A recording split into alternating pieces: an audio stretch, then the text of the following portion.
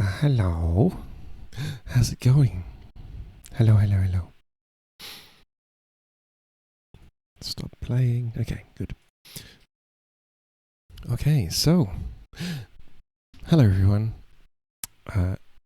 and hello VOD watchers. It's me, Salty, and today we're going to be continuing our new story across the Nightingale Floor.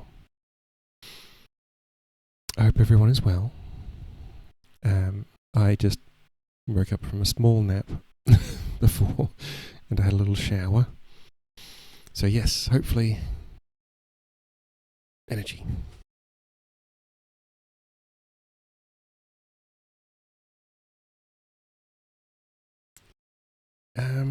Yes. I'm excited that people are meeting this weekend at DreamHack in Melbourne. I think it's Melbourne, yes. Friends are meeting, streamers are meeting, Ari's meeting people, and B's going to send me pictures. And Asa's going to send me pictures. So yes, I'm excited. Yeah. Not much happening. Next Wednesday, I'm going to be having lunch with an old friend. That's going to be nice. Just locally. And this morning, I had a bit of a bit of a fall down the stairs with the damn dog.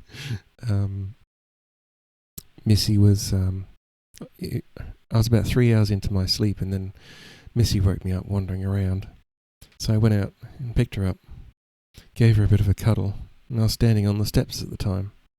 And I thought I was about to step onto the bottom, I thought I was about to step off the steps, but it turned out I was one step higher. And so I stepped sort of halfway onto the bottom step, heading down, and I just kind of fell forward.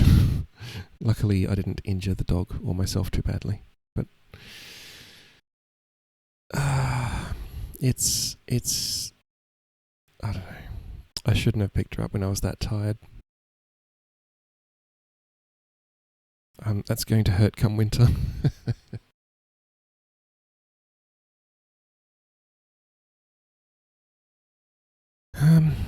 Yes, so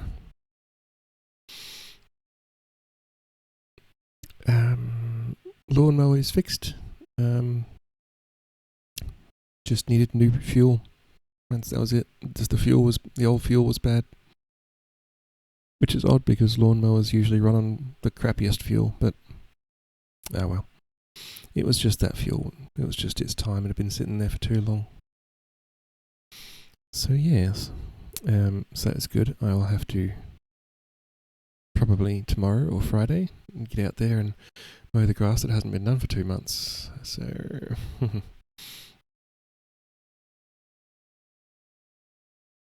yeah, I don't think there's anything else to relate. I'm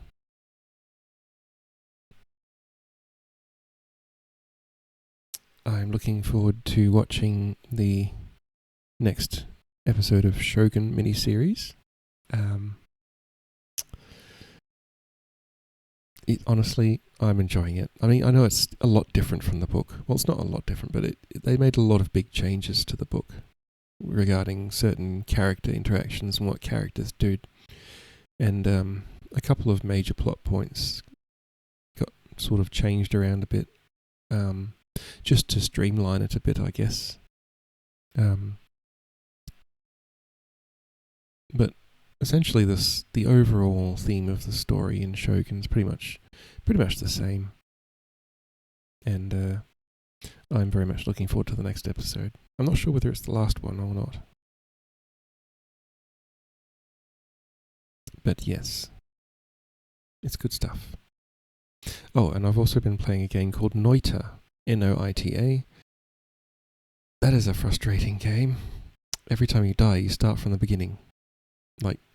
And unlike other roguelites, you don't get anything out of restarting. It's just like, that's it, you drop back at the beginning. The only way to progress in the game is to learn more. So you're the only thing that improves in that game. And apparently it's quite decently large game. I still haven't made it past the ice bit. Been playing it for a week. Well, on and off, obviously. So anyway, where were we? Oh, that's right. I was reading Across the Nightingale Floor, which is a fictional book, not to be thought of as, even though it's set in like a fictional country, very much like Japan. Pretty much Japan. So I started last week, and in it we started with a young boy called Tomasu, who meets Lord Shigeru out in the forest after his village has been destroyed. The reason Lord Shigeru is there at that exact moment is not stated, but it is implied that it has something to do with the Hidden, which is a religious sort of sect that Tomasu is part of. And Lord Shigeru renames, or basically says to Tomasu, "You're coming with me, basically. I will take care of you. And we're going to rename you to Takeo." So from that day on, he becomes Takeo. And they made their way to the capital city of Hagi. And on the way, they came across, or they met in one of the crossroad villages, a lady called Lady Maruyama. And Takeo, probably from PTSD, has ceased to talk for the moment. And while he has stopped talking, he's noticed that his hearing has become exceptionally good, oddly. And he hears Lord Shigeru and Lady Maruyama together at night in a secluded room. So, and apparently they are long acquaintances and long-time lovers. So anyway, the overall political theme of the book is that Lord Shigeru is one of the lords of the Otori clan, and the Otori clan lost at a great battle to the Tohan, who are in the west. And that will become important later, I imagine. Oh, and also, Lord of the Tohan was in Takeo's village, and I'm guessing it's because he just wanted to get in on the. Oh no, that's right. He was there because he wanted. It was rumored that he was exterminating the Hidden from villages, because for some reason he hates the Hidden, and so he was taking personal part in exterminating these Takeo's people. And Takeo came face to face with him on his horse, and managed to throw some incense at the horse, and the horse bucked and threw. I think his name's Lord Aida. He threw Lord Aida off his horse, and so now Aida has a personal grudge against Takeo. So all that happened in, I think, 30 odd pages, which is quite good. So yes, they have arrived in Hagi, and I was near the end of the chapter. I didn't realise, because I just thought, I wasn't sure whether this book just had no chapters, because that was a long chapter, the first one. But it turns out I was only a few pages away. So anyway, I will read from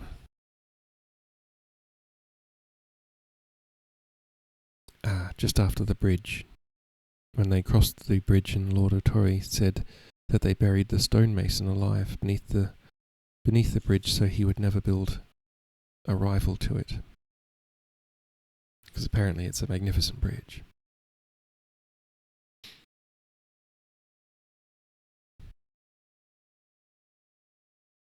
So, Hagi was the first city I had ever been in, and it seemed vast and overwhelmingly confusing. My head rang with sounds, cries of street sellers, the clack of looms from within narrow houses. That's better. Can see.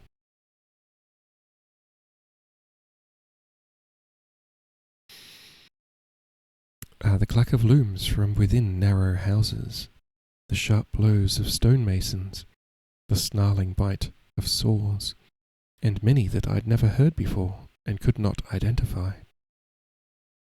One street was full of potters, and the smell of the clay in the kiln hit my nostrils. I'd never heard a potter's wheel before, or the roar of the furnace. And lying beneath all the other sounds were the chatter, cries, curses, and laughter of human beings, just as beneath the smells lay the ever-present stench of their waste. Above the houses loomed the castle, built with its back to the sea. For a moment I thought that was where we were heading, and my heart sank. So grim and foreboding did it look. But we turned to the east, following the Nishigawa River to where it joined the Higashigawa. Okay. To our left lay an area of winding streets and canals where tiled-roofed walls surrounded many large houses, just visible through the trees. The sun had disappeared behind dark clouds, and the air smelled of rain. Petrichor. The horses quickened their step, knowing they were nearly home. At the end of the street, a wide gate stood open. The guards had come out from the guardhouse next to it and dropped to their knees, heads bowed as we went past. Lord O'Toole's horse lowered its head and rubbed it roughly against me. It whinnied, and another horse answered from the stables. I held the bridle, and the lord dismounted. The retainers took the horses and led them away. He strode through the garden towards the house. I stood for a moment, hesitant, not knowing whether to follow him or go with the men, but he turned and called my name, beckoning to me. The garden was full of trees and bushes that grew, not like the wild trees of the mountain, dense and pressed together, but each in its own place, sedate and well trained. And yet, every now and then I thought I caught a glimpse of the mountain, as if it had been captured and brought here in miniature. It was full of sound, too, the sound of water flowing over rocks, trickling from pipes. We stopped to wash our hands at the cistern, and the water ran away tinkling like a bell, as though it were enchanted. The house servants were already waiting on the veranda to greet their master. I was surprised there were so few, but I later learned that Lord O'Toole lived in great simplicity. There were 3 young girls, an older woman, and a man of about 50 years. After the bows, the girls withdrew, and the 2 old people... Old people? Older. Okay. I suppose to him everyone's ancient. And the 2 old people gazed at me in barely disguised amazement. He is so like, the woman whispered. Uncanny, the man agreed, shaking his head. Okay. Lord O'Tory was smiling as he stepped out of his sandals and entered the house. I met him in the dark. I had no idea till the following morning. It's just a passing likeness. No, far more than that, the old woman said, leading me inside. He is the very image. The man followed, gazing at me with lips pressed together, as though he had just bitten on a pickled plum, as though he foresaw nothing but trouble would spring from my introduction into the house. Anyway, I've called him Takeo, the Lord said over his shoulder. Heat the bath and find clothes for him. Clothes for him. The old man grunted in surprise. Takeo, the woman exclaimed. But what's your real name? When I said nothing, just shrugged and smiled, the man snapped. He's a half-wit. No, he can talk perfectly well, Lord O'Tory returned impatiently.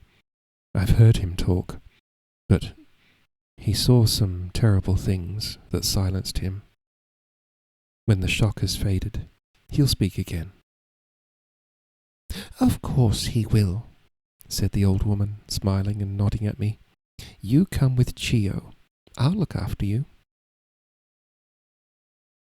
Forgive me, Lord Shigeru, the old man said stubbornly. I guess these two had known the Lord since he was a child and had brought him up. But what are your plans for the boy? Is he to be found work in the kitchen or the garden? Is he to be apprenticed? Has he any skills? I intend to adopt him, Lord O'Tory replied.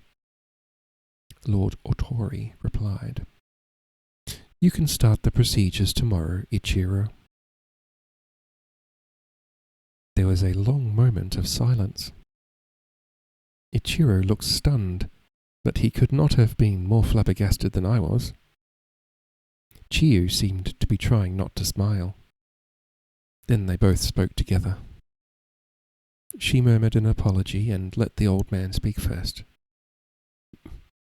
It's very unexpected, he said huffily. Huffily. Did you plan this before you left on your journey? No, it happened by chance. You know my grief after my brother's death, and how I've sought relief in travel. I found this boy, and since then, somehow, every day the grief seems more bearable. Chio clapped her hands together. Fate sent him to you. As soon as I set eyes on you, I knew you were changed, healed in some way. Of course, no one can ever replace Lord Takeshi. Takeshi! So Lord O'Tory had given me a name like that of his dead brother. And he would adopt me into the family. The hidden speak of being reborn through water. I had been reborn through the sword. Lord Shigeru, you are making a terrible mistake, Ichiro said bluntly. The boy is a nobody, a commoner. What will the clan think? Your uncles will never allow it. Even to make the request is an insult. Look at him, Lord O'Tory said. Whoever his parents were, someone in his past was not a commoner. Anyway, I rescued him from the Tohan. Aida wanted him killed. Having saved his life, he belongs to me, and so I must adopt him. To be safe from the Tohan, he must have the protection of the clan. I killed a man for him, possibly two. A high price. Let's hope it goes no higher, Ichiro snapped. What had he done to attract Aida's attention? He was in the wrong place at the wrong time, nothing more. There's no need to go into his history. He can be a distant relative of my mother's. Make something up. The Tohan have been persecuting the hidden, Ichiro said astutely. Tell me he's not one of them. If he was, he is no longer, Lord Otori replied with a sigh. All that is in the past. There's no use arguing, Ichiro. I've given my word to protect this boy, and nothing will make me change my mind. Besides, I've grown fond of him. No good will come of it, Ichiro said. The old man and the younger one stared at each other for a moment. Lord Otori made an impatient movement with his hand, and Ichiro lowered his eyes and bowed reluctantly. I thought how useful it would be to be a lord, to know that you would always get your own way in the end. There was a sudden gust of wind, the shutters creaked, and with the sound, the world became unreal for me again. It was as if a voice spoke inside my head. This is what you are to become. I wanted desperately to turn back time to the day before I went mushrooming on the mountain, back to my old life with my mother and my people. But I knew my childhood lay behind me, done with, out of reach forever. I had to become a man and endure whatever was sent me. With these noble thoughts in my mind, I followed Chiyo to the bathhouse. She obviously had no idea of the decision I'd come to. She treated me like a child, making me take off my clothes and scrubbing me all over before leaving me to soak in the scalding water. Later, she came back with a light cotton robe and told me to put it on. I did exactly as I was told. What else could I do? She rubbed my hair with a towel and combed it back, tying it in a top knot. We'll get this cut, she muttered, and ran her hand over my face. You don't have much beard yet. I wonder how old you are. 16? I nodded. She shook her head and sighed. Lord Shigeru wants you to eat with him, she said, and then added quietly, I hope you will not bring him more grief. I guessed Ichiro had been sharing his misgivings with her. I followed her back to the house, trying to take in every aspect of it. It was almost dark by now. Lamps in the iron stands shed an orange glow in the corners of the rooms, but did not give enough light for me to see much. Chiyo led me to a staircase in the corner of the main living room. I had never seen one before. We had ladders in Mino, but no one had a proper staircase like this. The wood was dark, with a high polish. Oak, I thought, and each step made its own tiny sound as I trod on it. Again, it seemed to me to be a work of magic, and I thought I could hear the voice of its creator within it. The room was empty, the screens overlooking the garden wide open. It was just beginning to rain. Chiyo bowed to me, not very deeply I noticed, and went back down the staircase. I listened to her footsteps and heard her speak to the maids in the kitchen. I thought the room was the most beautiful I had ever been in. Since then I've known my share of castles, palaces, nobles' residences, but nothing can compare with the way the upstairs room in Lord Otori's house looked that evening late in the 8th month with the rain falling gently on the garden outside.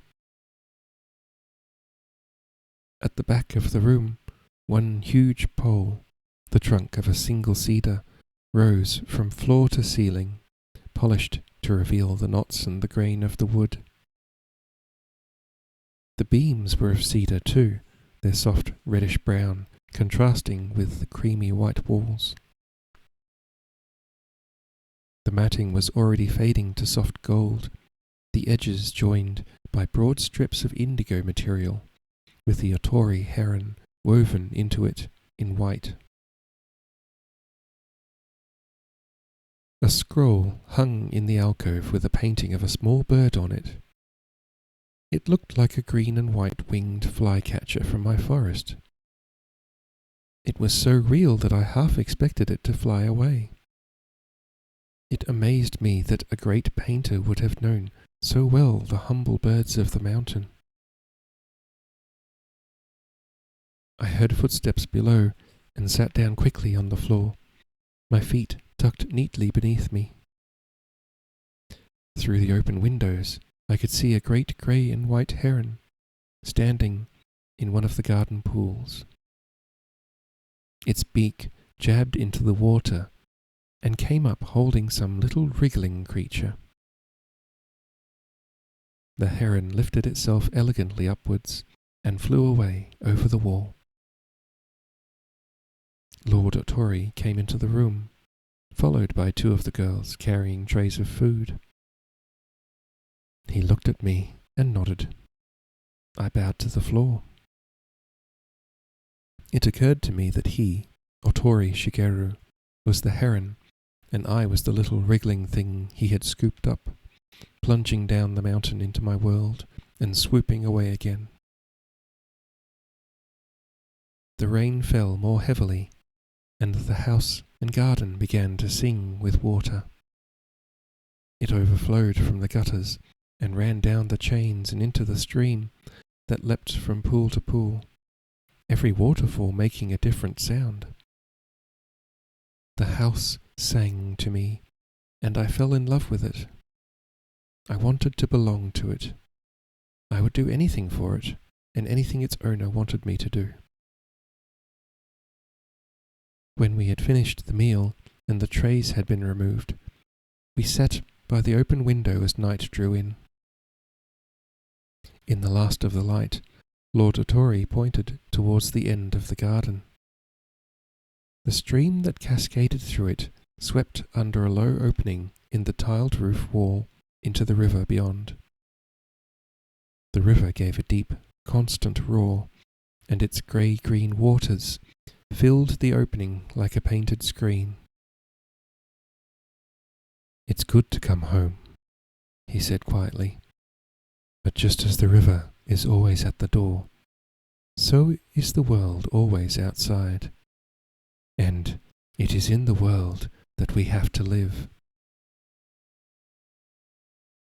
End of chapter 1.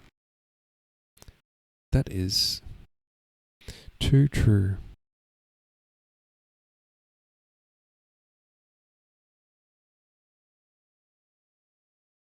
Kitty, hello. Hello, lovely. How are you doing? Yes, I discovered this book does in fact have chapters, and I was quite close to the end of chapter 1 yesterday. Tea? Feel free to get yourself some tea when you're ready, Kitty. This is Narada. It doesn't have the same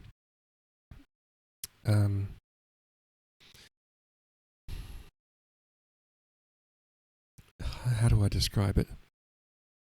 I like Dilma slightly better than Narada.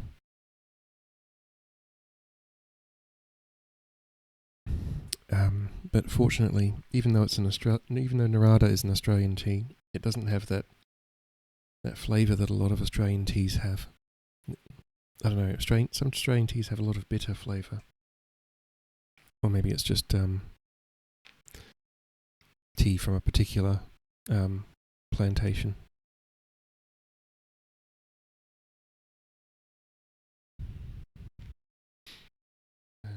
yeah, Dilma doesn't seem to have that bitterness.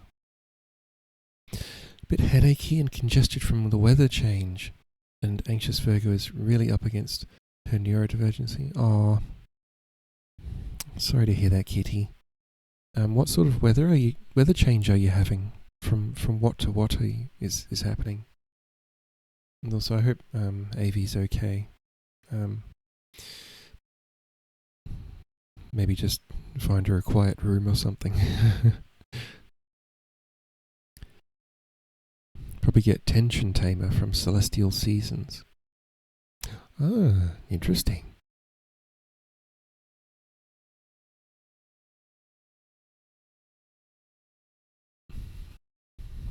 Slight burp. Okay, so Takeo has been brought into Lord Otori Shigeru's family.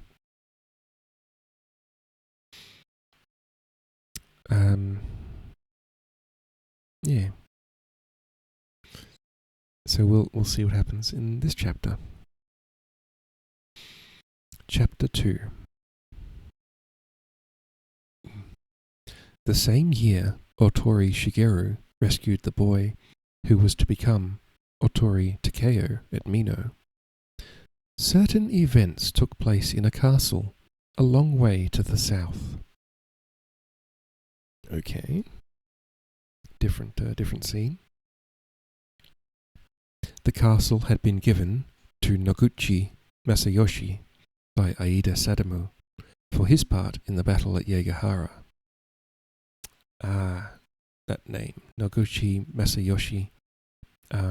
He must have been the guy who betrayed the Otori.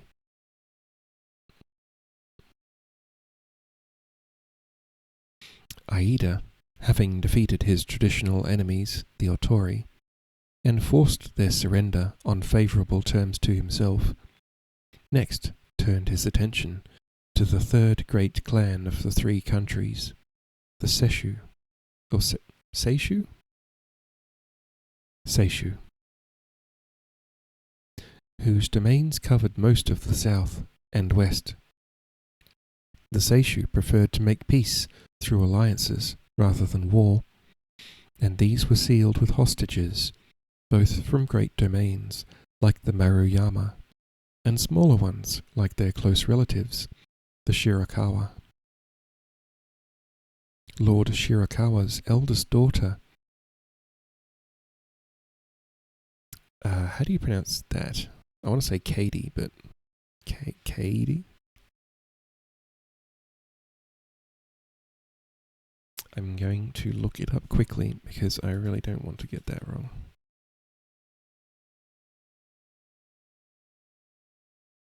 Kaede.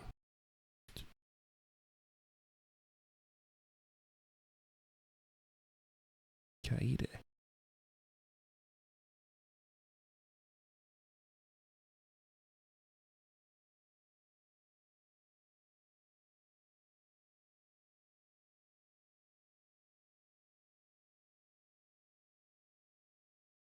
Kaede.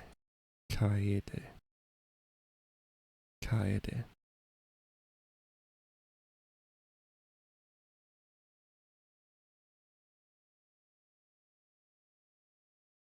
Kaede.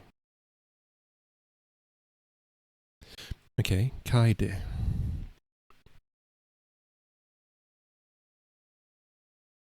Fair enough, Kaede.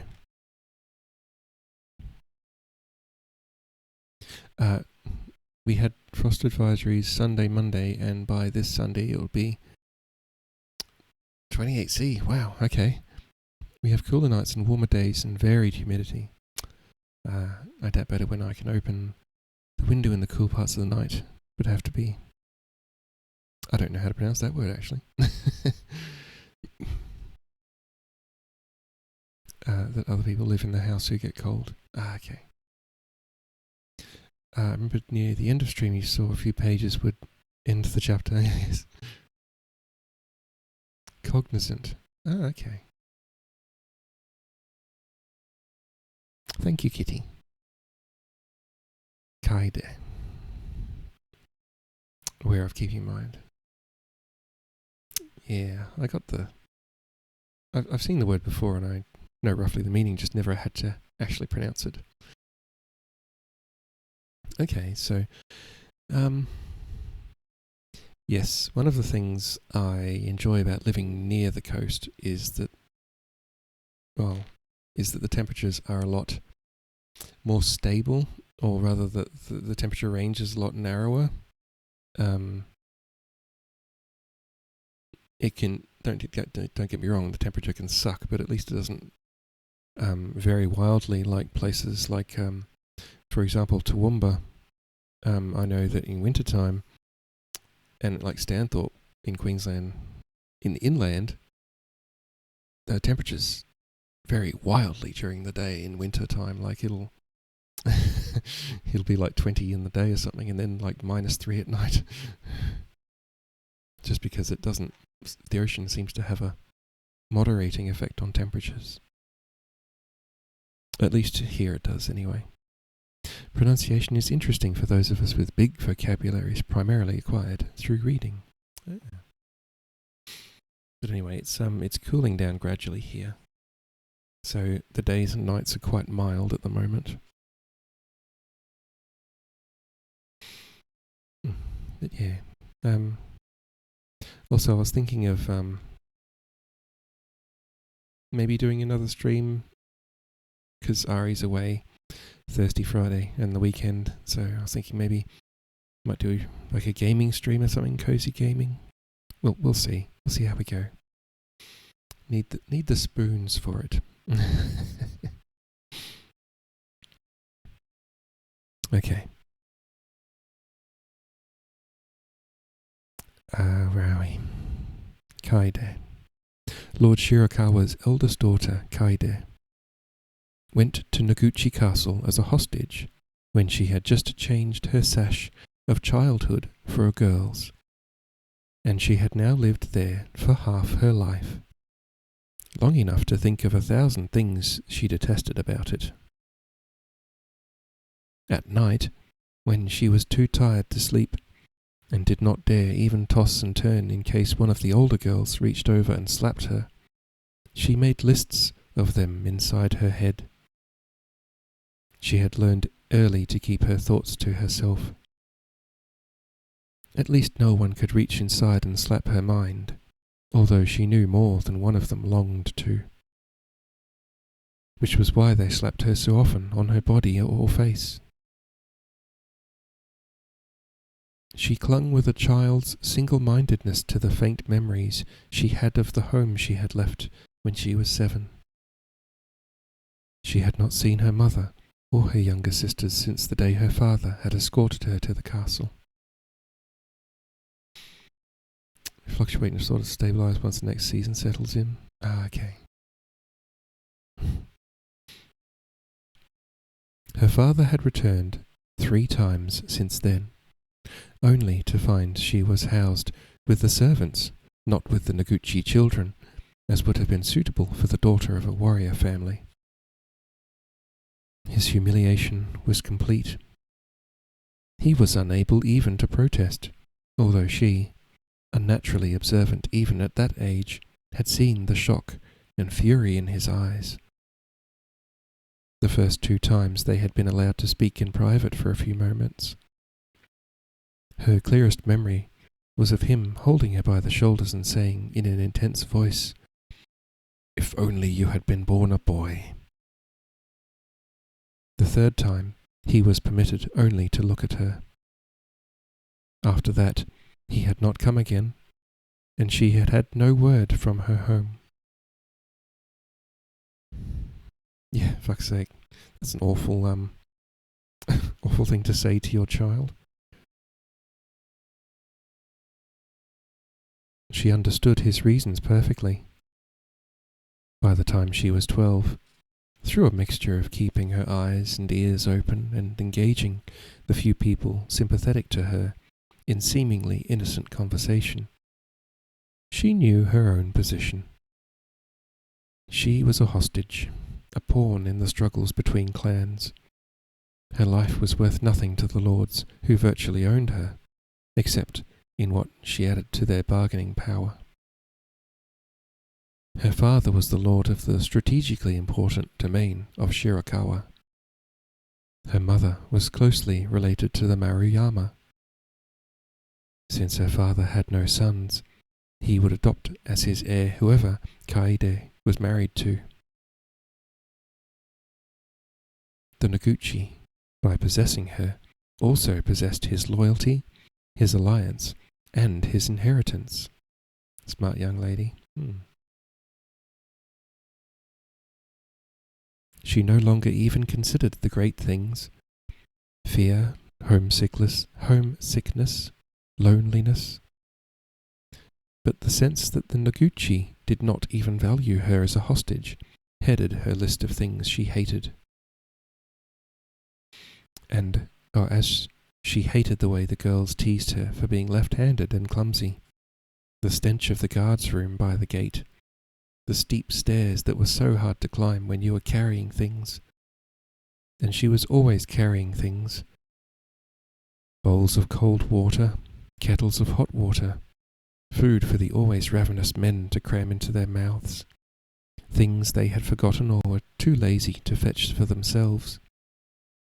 She hated the castle itself, the massive stones of the foundations, the dark oppressiveness of the upper rooms, where the twisted roof beams seemed to echo her feelings, wanted to break free of the distortion they were trapped in, and fly back to the forest they came from. And the men, how she hated them. The older she grew, the more they harassed her. The maids her age competed for their attentions. They flattered and cosseted the men, putting on childish voices, pretending to be delicate, even simple-minded, to gain the protection of one soldier or another. Kaede did not blame them for it. She had come to believe that all women should use every weapon they had to protect themselves in the battle that life seemed to be. But she would not stoop to that. She could not. Her only value, her only escape from the castle, lay in marriage to someone of her own class. If she threw that chance away, she was as good as dead. She knew she should not have to endure it. She should go to someone and complain. Of course, it was unthinkable to approach Lord Noguchi, but maybe she could ask to speak to the lady. On second thoughts, even to be allowed access to her seemed unlikely. The truth was there was no one to turn to. She would have to protect herself. But the men were so strong. She was tall for a girl.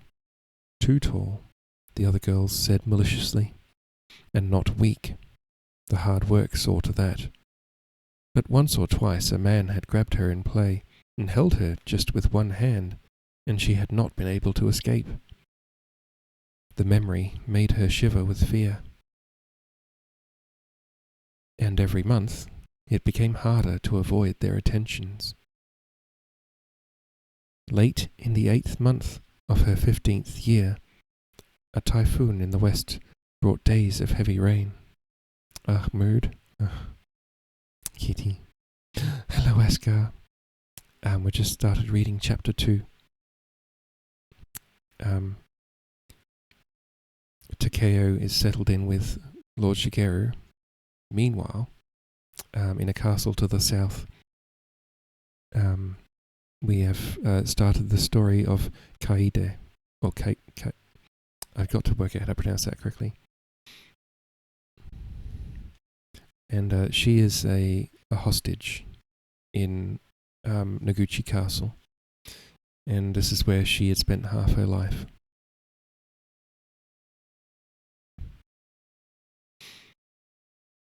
And every month it became harder to avoid their attentions. Late in the 8th month of her 15th year, there you go, she's 15, a typhoon in the west brought days of heavy rain. Kaede hated the rain, the way it made everything smell of mould and dampness, and she hated the way her skimpy robes clung to her when they were wet, showing the curve of her back and thighs, making the men call after her even more. "Hey, Kaide, little sister!" a guard shouted to her as she ran through the rain from the kitchen, past the second turreted gate. That's literally AV's age. Oh. Also, Kitty, don't dox anything. But yeah, okay. 15. What was I doing? End of high school? No. Start of high school? No. Mid high school. I can't remember what grade I was in. There you go. I used to be able to remember that stuff, but now I'd have to work it out. Don't go so fast. I've got an errand for you. Sophomore year. We don't use those kind of terms in Australia. Sophomore. Tell Captain Arai to come down, will you? His lordship wants him to check out a new horse. 10th grade. Okay. Yeah, we just say the number. The rain was pouring like a river. Year 2 of high school. Oh, interesting. Although it has been a while since I've been to high school. But ours changed around a little bit, but my high school started at grade 8 and went to grade 12.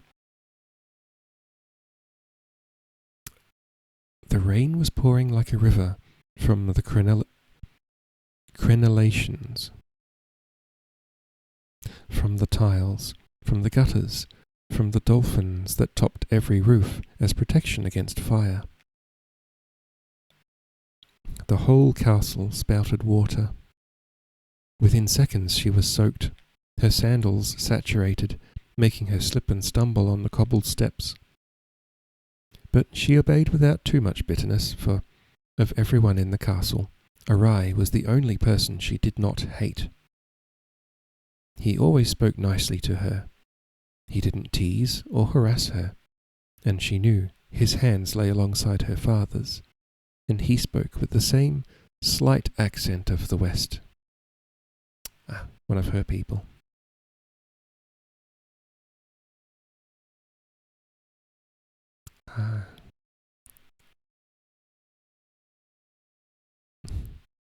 Got an interesting family, Kitty.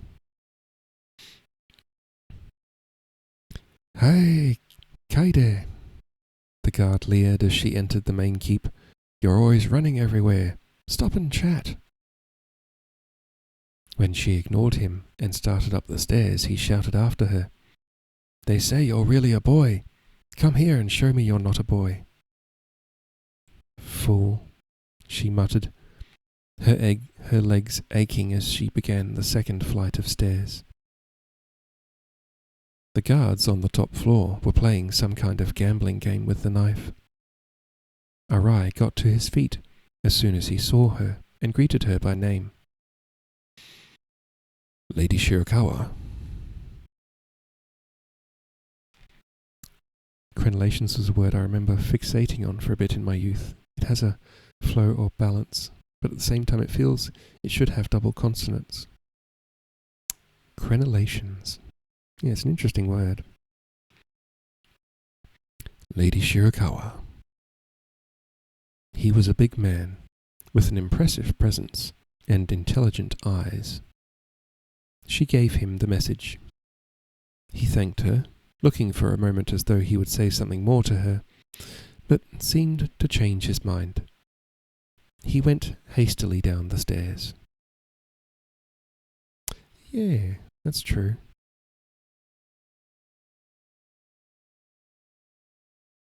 She lingered, gazing out of the windows. The wind from the mountains blew in, raw and damp. The view was almost completely blotted out by clouds. I love that kind of vista, clouds and the mountains. But below her was the Noguchi residence, where, she thought resentfully, she should by rights be living, not running around in the rain at everyone's beck and call. "If you're going to dawdle, Lady Shirakawa, come and sit down with us," one of the guards said, coming up behind her and patting her on the backside. "Get your hands off me," she said angrily. The men laughed. She feared their mood. They were bored and tense, fed up with the rain, the constant watching and waiting, the lack of action. "Ah, the captain forgot his knife," one of them said.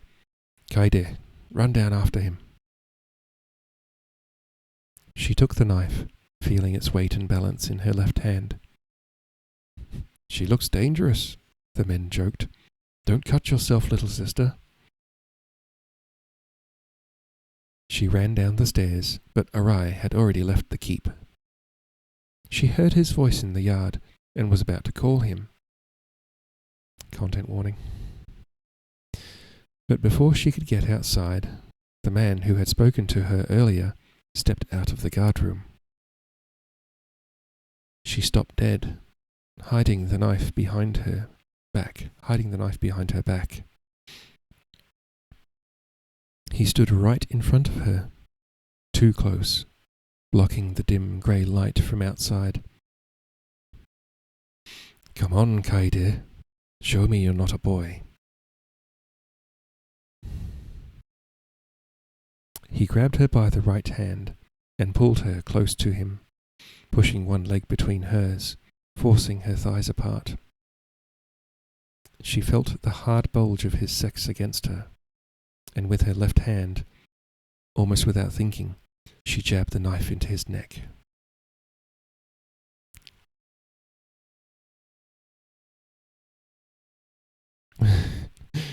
"Get him, kitty."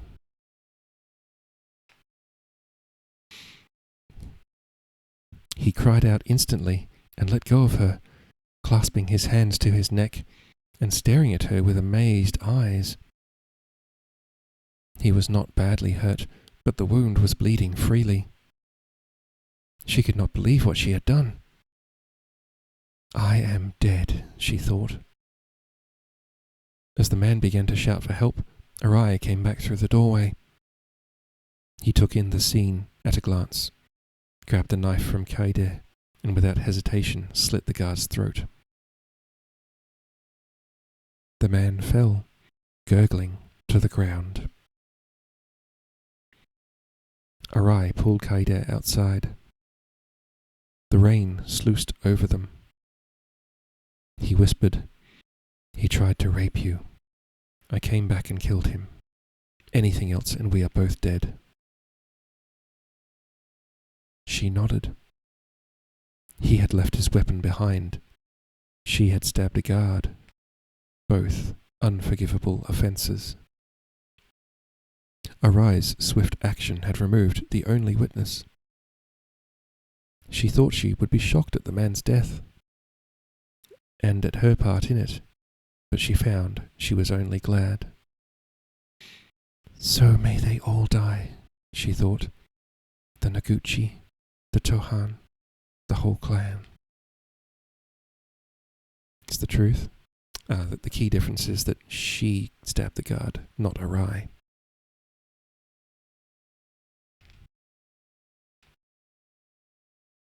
Arai saying, "Tell them that I stabbed the guard."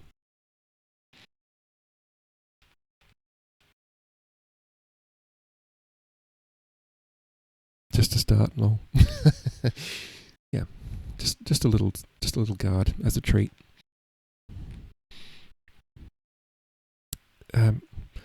"I will speak to his lordship on your behalf, Lady Shirakawa," Arai said, making her start with surprise. "He should not leave you unprotected," he added, almost to himself. "A man of honor would not do that."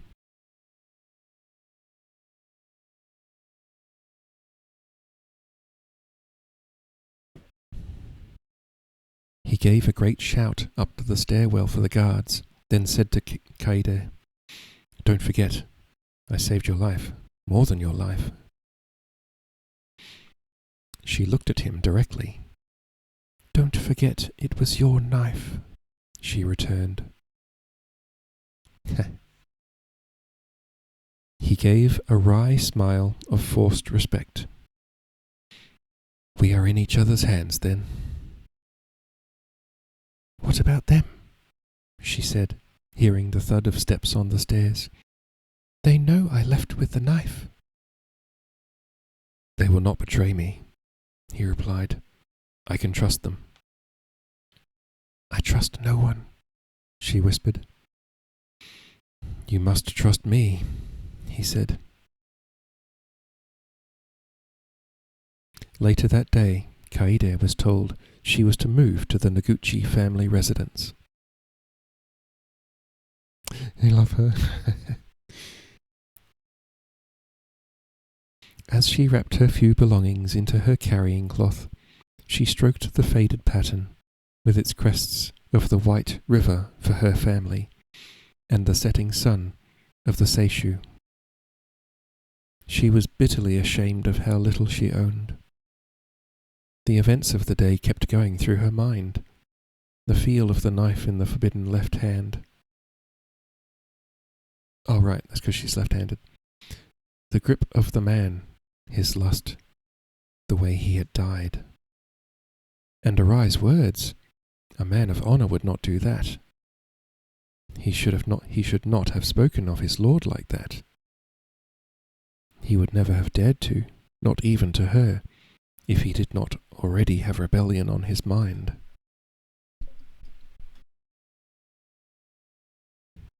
Why had he treated her so well?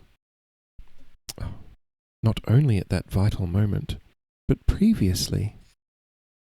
Was he too seeking allies? He was already a powerful and popular man. Now she saw that he might have greater ambitions. He was capable of acting in an instant, seizing opportunities. She weighed all of these things carefully, knowing that even the smallest of them added to her holding in the currency of power. All day the other girls had avoided her, talking together in huddled groups, falling silent when she passed them. Two had red eyes. Perhaps the dead man had been a favourite or a lover. No one showed her any sympathy. Their resentment made her hate them more. Most of them had homes in the town or nearby villages. They had parents and families they could turn to. They were not hostages. And he, the dead guard, had grabbed her, had tried to force her. Anyone who loved such a man was an idiot. A servant girl she had never seen before came to fetch her, addressing her as Lady Shirakawa and bowing respectfully to her. Kaede followed her down the steep, cobbled steps that led from the castle to the residence. Through the bailey, under the huge gate where the guards turned their faces away from her in anger, and into the gardens that surrounded Lord Noguchi's house. She had often seen the gardens from the castle, but this was the first time she had walked in them since she was 7 years old.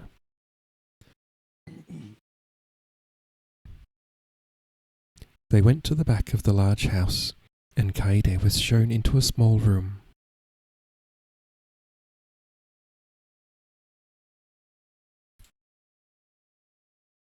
"Please wait here for a few minutes, lady." After the girl had gone, Kaede knelt on the floor. The room was of good proportions, even though it was not large, and the doors stood open onto a tiny garden. The rain had stopped, and the sun was shining fitfully, turning the dripping garden into a mass of shimmering light. She gazed at the stone lantern, the little twisted pine, the cistern of clear water. Crickets were singing in the branches. A frog croaked briefly. The peace and the silence melted something in her heart, and she suddenly felt near tears. She fought them back, fixing her mind on how much she hated the Noguchi. She slipped her arms inside her sleeves and felt her bruises. She hated them all the more for living in this beautiful place, while she, of the Shirakawa family, had been housed with the servants. The internal door behind her slid open, and a woman's voice said, "Lord Noguchi wishes to speak with you, lady." "Then you must help me get ready," she said. She could not bear to go into his presence looking as she did, her hair undressed, her clothes old and dirty. The woman stepped into the room, and Kaede turned to look at her. She was old, and although her face was smooth and her hair still black, her hands were wrinkled and gnarled like a monkey's paws. She studied Kaede with a look of surprise on her face. Then, without speaking, she unpacked the bundle, taking out a slightly cleaner robe, a comb, and hairpins. "Where are my lady's other clothes?" "I came here when I was 7, Kaede said angrily. "Don't you think I might have grown since then? My mother sent better things for me, but I was not allowed to keep them." The woman clicked her tongue. "It's lucky that my lady's beauty is such that she has no need of adornment." "What are you talking about?" Kaede said, for she had no idea what she looked like. "I'll dress your hair now, and find you clean footwear. I am Junko. Lady Noguchi has sent me to wait on you. I'll speak to her later about clothes." Junko left the room and came back with 2 girls carrying a bowl of water, clean socks, and a small carved box. Junko washed Kaede's face, hands, and feet, and combed out her long black hair. The maids murmured as if in amazement. Is this the taking off the glasses moment? Suddenly beautiful. What is it? What do they mean?" Kaede said nervously. Junko opened the box and took out a round mirror. Its back was beautifully carved with flowers and birds. She held it so Kaede could see her reflection.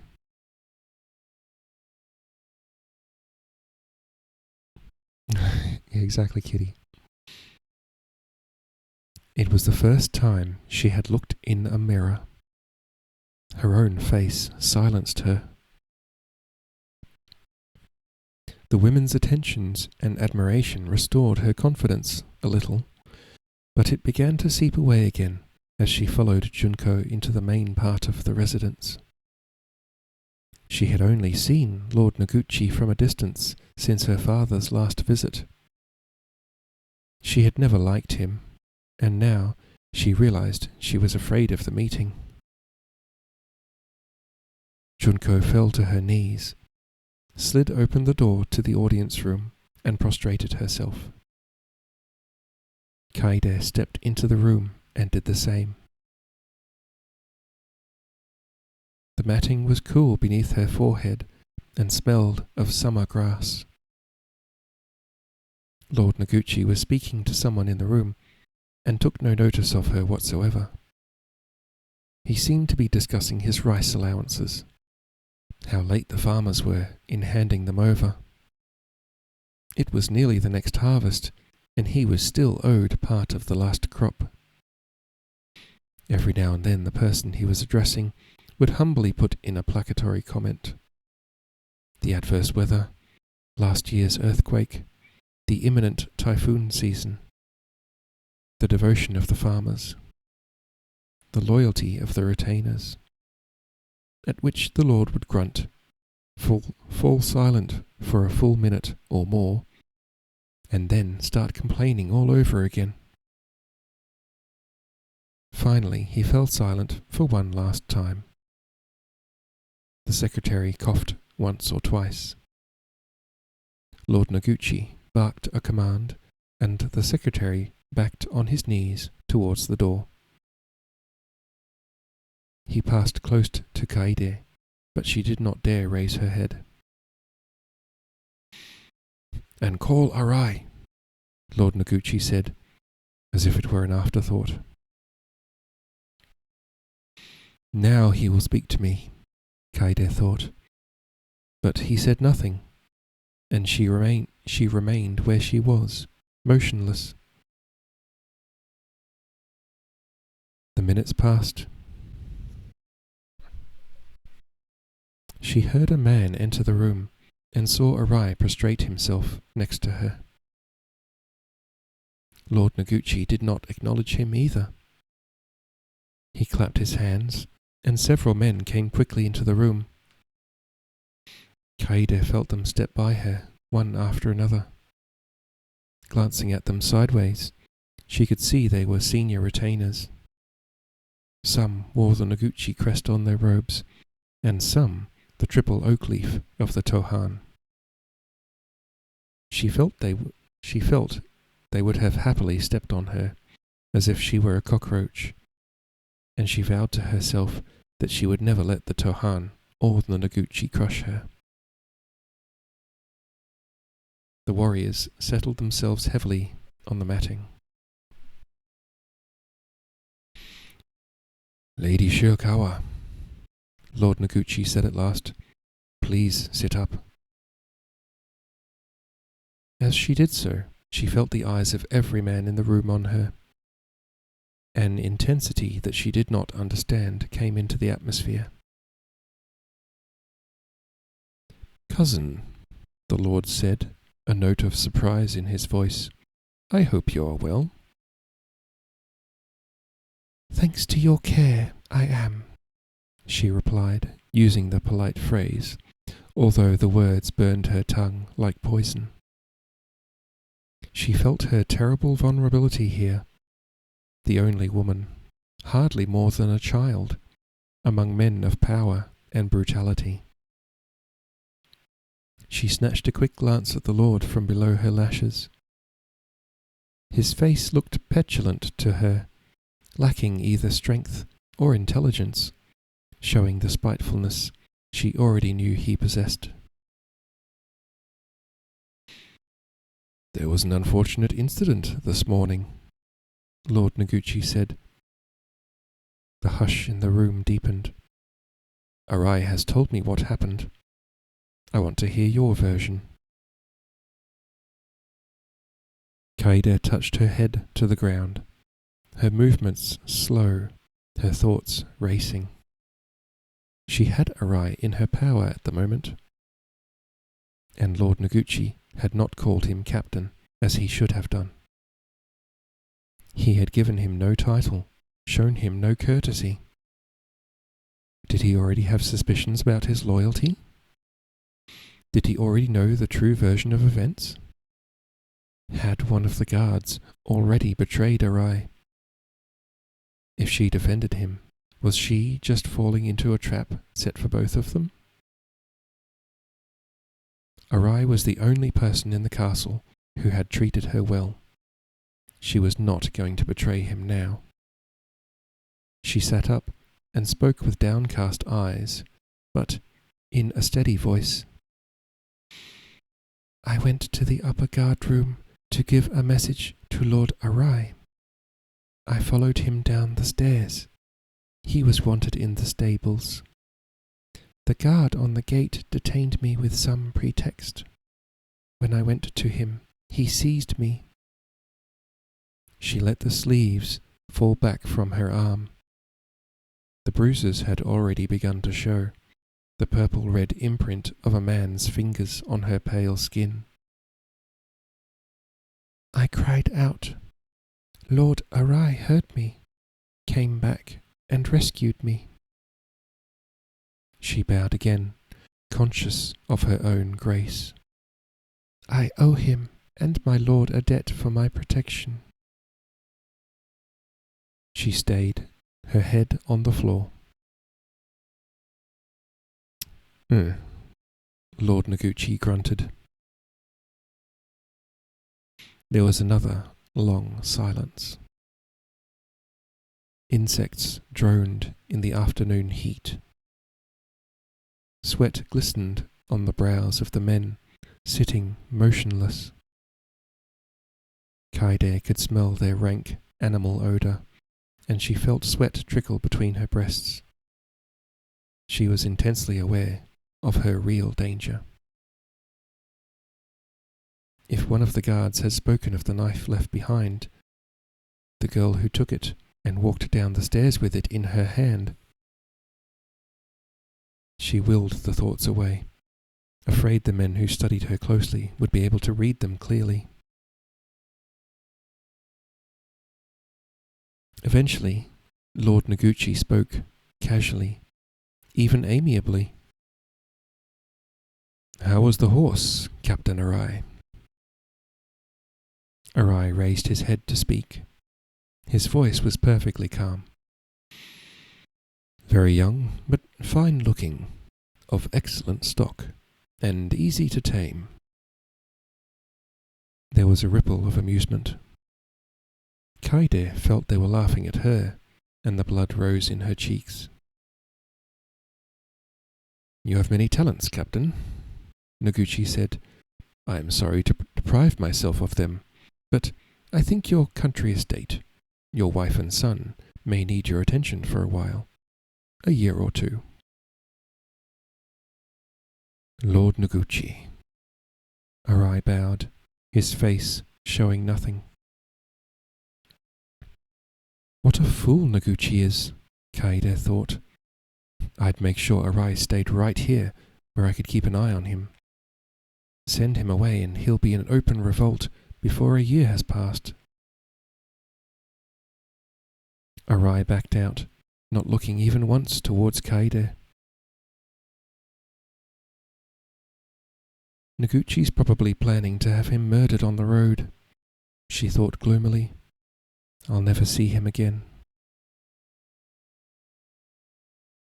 With Arai's departure, the atmosphere lightened a little. Lord Noguchi coughed and cleared his throat. The warriors shifted position, easing their legs and backs. Kaede could feel their eyes still on her. The bruises on her arms, the man's death had aroused them. They were no different from him. The door behind her slid open, and the servant who had brought her from the castle came in with bowls of tea. She served each of the men, and seemed to be about to leave, when Lord Noguchi barked at her. She bowed, flustered, and set a cup in front of Kaede. Kaede sat up and drank, eyes lowered, her mouth so dry she could barely swallow. Arai's punishment was exile. What would hers be? Lady Shirakawa, you have been with us for many years. You have been part of our household. You have honoured me, Lord, she replied. But I think that pleasure is to be ours no longer. I have lost 2 men on your account. I'm not sure I can afford to keep you with me. He chuckled, and the men in the room laughed in echo. He's sending me home. The false hope fluttered in her heart.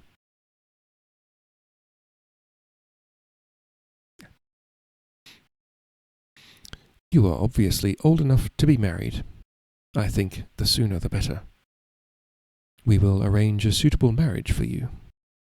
I am writing to inform your parents, who I have in mind.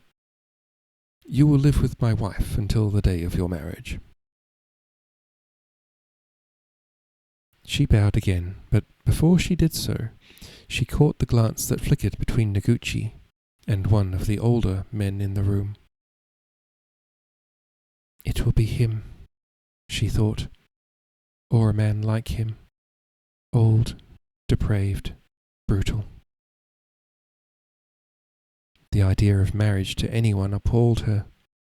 Even the thought that she would be better treated living in the Noguchi household could not raise her spirits. Junko escorted her back to the room and then led her to the bathhouse. It was early evening, and Kaede was numb with exhaustion. Yeah. Junko washed her and scrubbed her back and limbs with rice bran. Tomorrow I will wash your hair, she promised. It's too long and thick to wash tonight.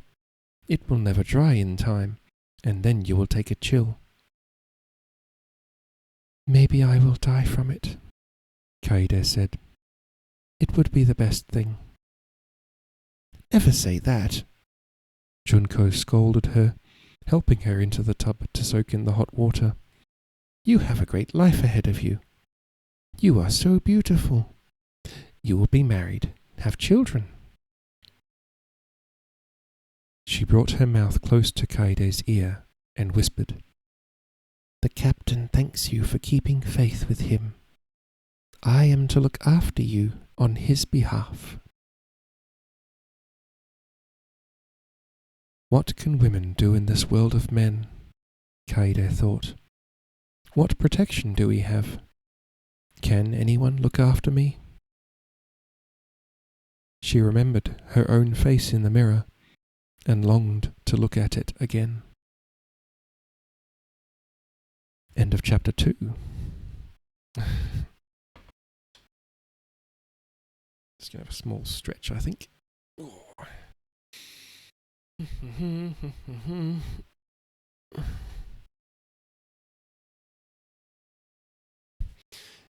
How are we enjoying the story so far? Hello, Pixie. Pixie lovely. How are you doing, Petal?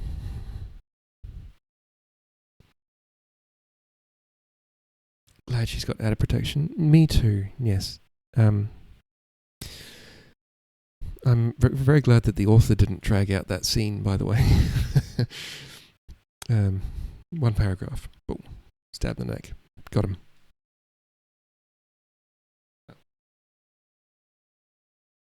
I'm out of tea.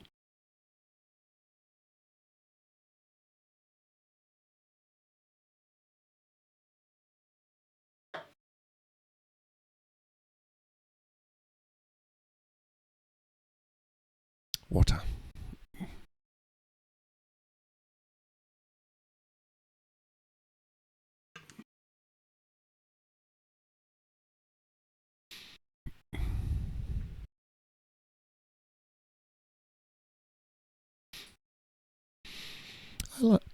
I like streaming. It's just like reading to friends.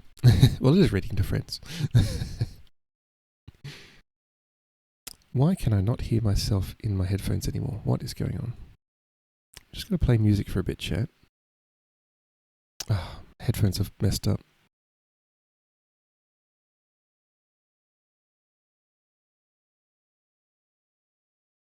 Stupid things. Okay, there we go. I can hear myself again.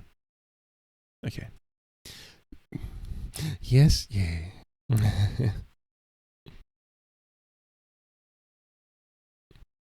Everyone here is already following Pixie, I'm sure.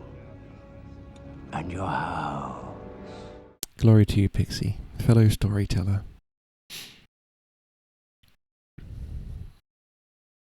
Yes, I don't think anyone who isn't following Pixie is here, but if they aren't, give Pixie a follow. She reads stories. She is a very lovely person, and my favourite Canadian.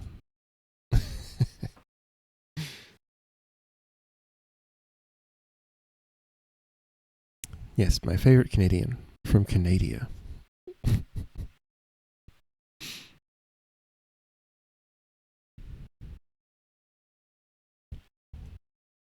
Or should it be Canadan from Canada?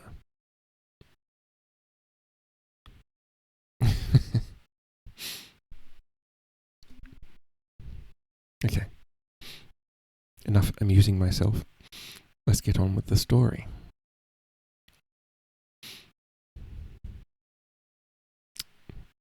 Yes, Australia's sister country. Or cousin. Australia's cousin, yes. New Zealand's our sister.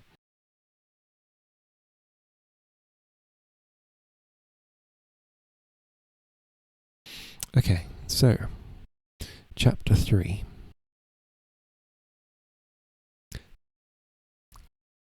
Chapter 3. The heron came to the garden every afternoon, floating like a grey ghost over the wall, folding itself improbably, and standing thigh-deep in the pool, as still as a statue of Jesus.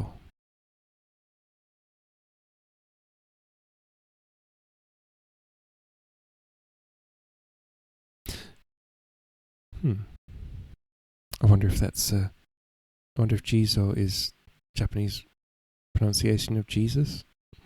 I don't know, because I'm pretty sure that from the gist of it, the hidden religion is in fact Christianity. It sounds a lot like it.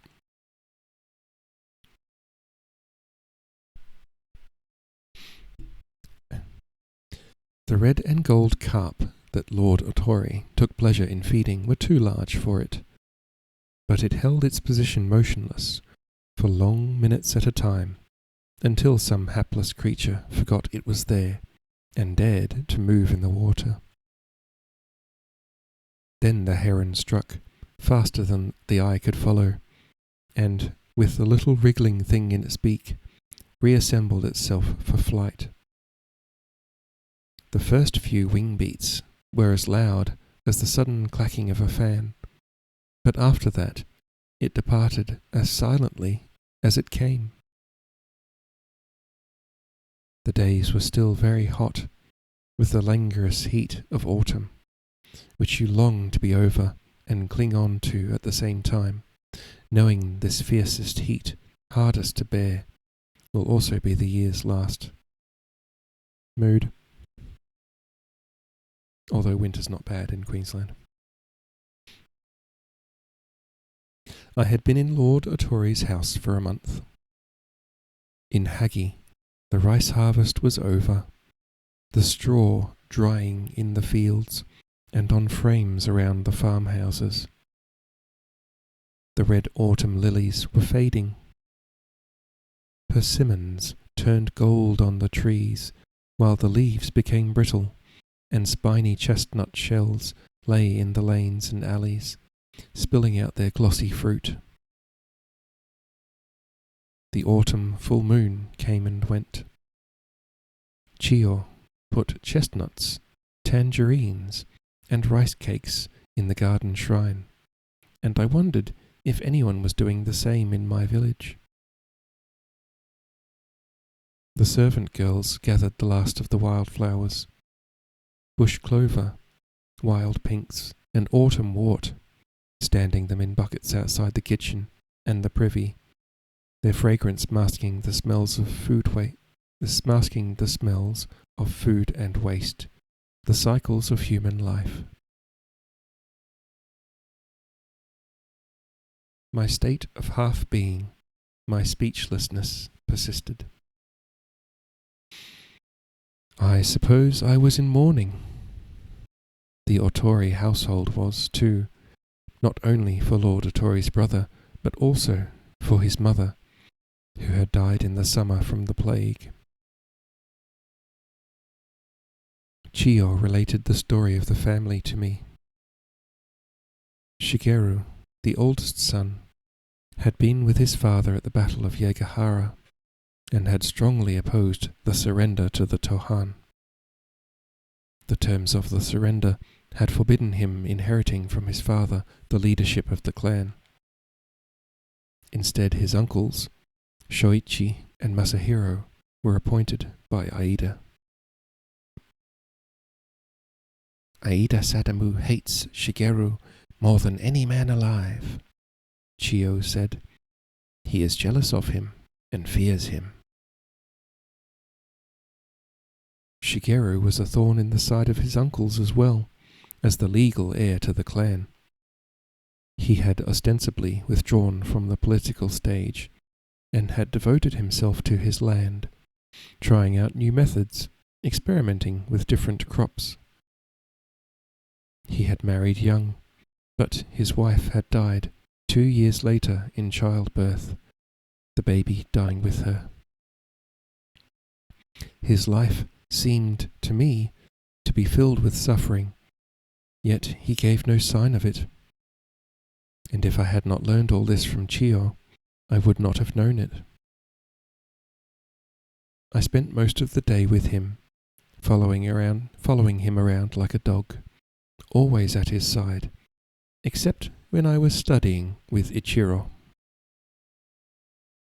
They were days of waiting. Ichiro tried to teach me to read and write, my general lack of skill and retentiveness enraging him, while he reluctantly pursued the idea of adoption. The clan were opposed. Lord Shigeru should marry again. He was still young. It was too soon after his mother's death. The objections seemed to be endless. I could not help feeling that Ichiro agreed with most of them, and they seemed perfectly valid to me too.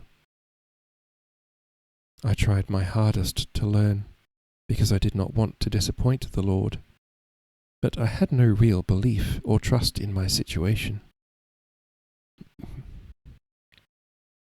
Usually, in the late afternoon, Lord Shigeru would send for me, and we would sit by the window and look at the garden.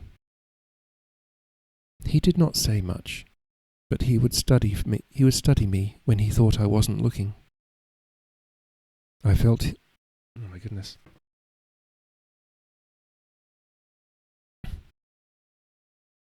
he was waiting for something, for me to speak, for me to give some sign, but of what I did not know.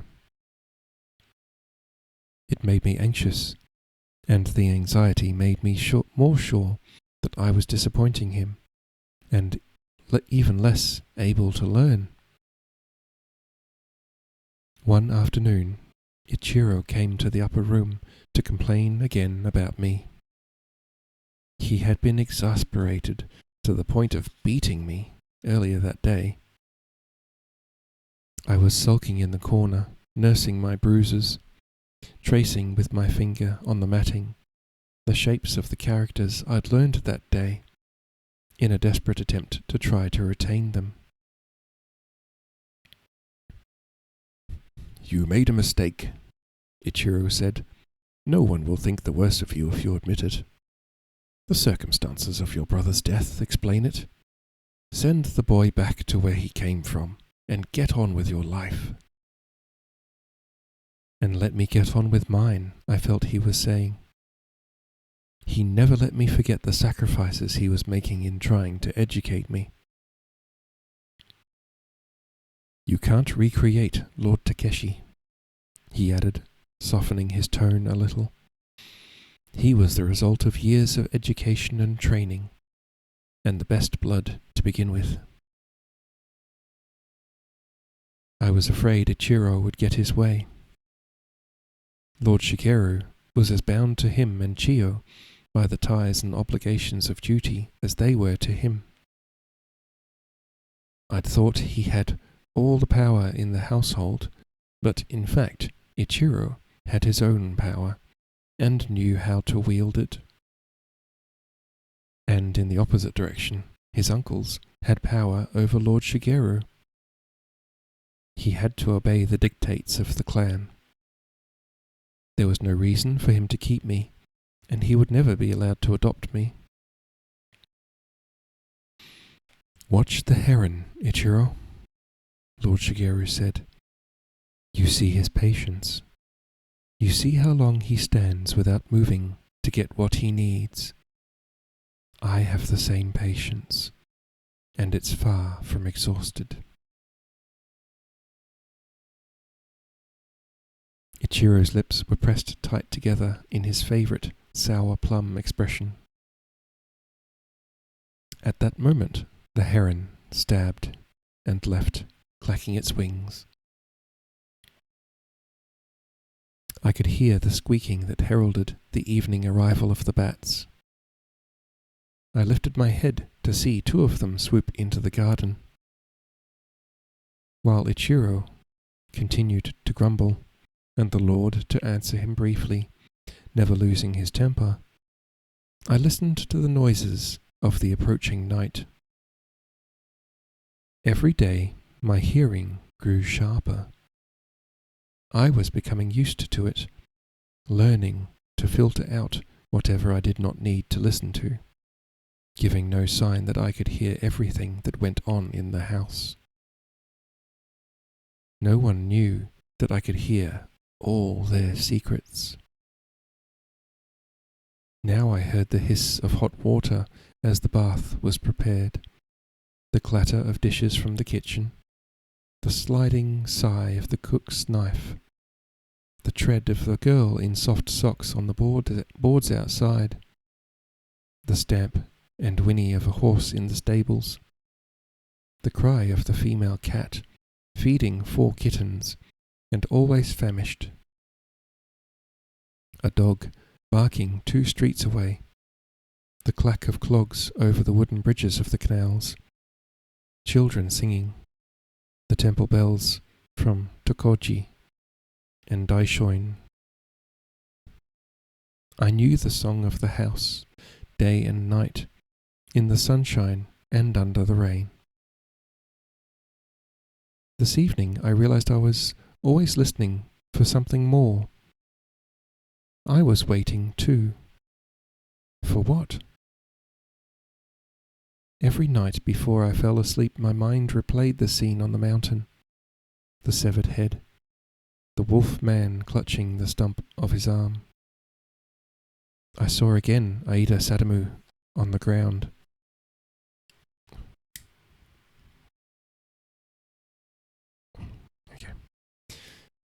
And the bodies of my stepfather and Isao. Was I waiting for Aida and the wolf man to catch up with me? Or for my chance of revenge? From time to time I still tried to pray in the manner of the hidden, and that night I prayed to be shown the path I should take. I could not sleep. The air was heavy and still, the moon, a week past full, hidden behind thick banks of cloud. The insects of the night were noisy and restless. I could hear the suck of a gecko's feet as it crossed the ceiling, hunting them. Ichiro and Lord Shigeru were both sound asleep, Ichiro snoring. I did not want to leave the house I'd come to love so much, but I seemed to be bringing nothing but trouble to it. Perhaps it would be better for everyone if I just vanished in the night. Without any real plan to go, what would I do? How would I live? I began to wonder if I could get out of the house without setting the dogs barking and arousing the guards. That was when I started consciously listening for the dogs. Kitty, yum. That was when I started consciously listening for the dogs. Usually, I heard them bark on and off throughout the night, but I'd learned to distinguish their barks and to ignore them mostly. I set my ears for them, but I heard nothing. Then I started listening for the guards, the sound of a foot on stone, the clink of steel, a whispered conversation. Nothing.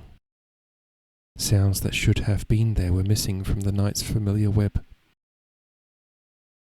Now I was wide awake, straining my ears to hear above the water from the garden. The stream and river were low. There had been no rain since the turn of the moon. There came the slightest of sounds, hardly more than a tremor, between the window and the ground. For a moment I thought it was the earth shaking, as it so often did in the middle country. Another tiny tremble followed, then another. Someone was climbing up the side of the house. My first instinct was to yell out, but cunning took over. To shout would raise the household, but it would also alert the intruder. Sneak and run. I rose from the mattress and crept silently to Lord Shigeru's side. My feet knew the floor, knew every creak the old house would make. I knelt beside him and, as though I had never lost the power of speech, whispered in his ear, "Lord Otori, someone is outside." He woke instantly, stared at me for a moment, then reached for the sword and knife that lay beside him. I gestured to the window. The faint tremor came again, just the slightest shifting of weight against the side of the house. Lord Shigeru passed the knife to me and stepped to the wall. He smiled at me and pointed, and I moved to the other side of the window. We waited for the assassin to climb in. Step by step, he came up the wall, stealthily and unhurried, as if he had all the time in the world, confident that there was nothing to betray him. We waited for him with the same patience, almost as if we were boys playing a game in a barn. Except the end was no game. He paused on the sill to take out the garrote he planned to use on us, and then stepped inside. Lord Shigeru took him in a stranglehold. Slippery as an eel, the intruder wriggled backwards. I leapt at him, but before I could say knife, let alone use it, the three of us fell into the garden like a flurry of fighting cats. The man fell first, across the stream, striking his head on a boulder. Lord Shigeru landed on his feet. My fall was broken by one of the shrubs.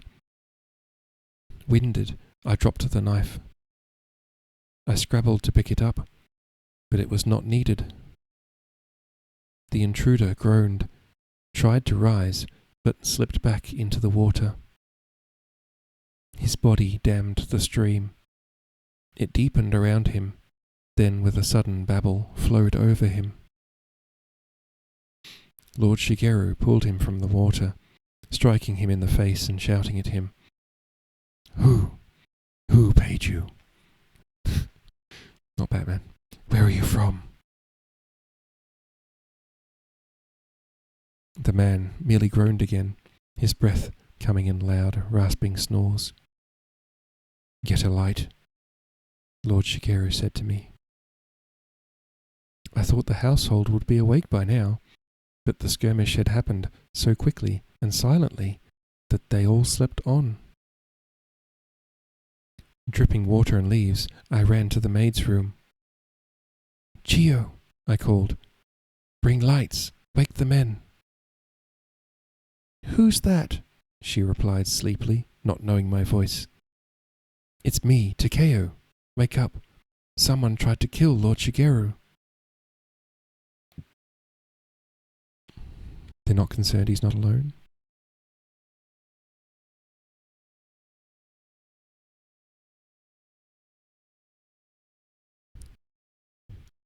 I took a light that still burned in one of the candle stands and carried it back to the garden. The man had slipped further into unconsciousness. The assassin had a friend or two. Ah.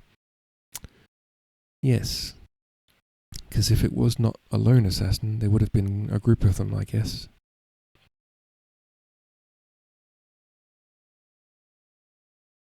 But I suppose if he's... We've seen a lot of depictions, but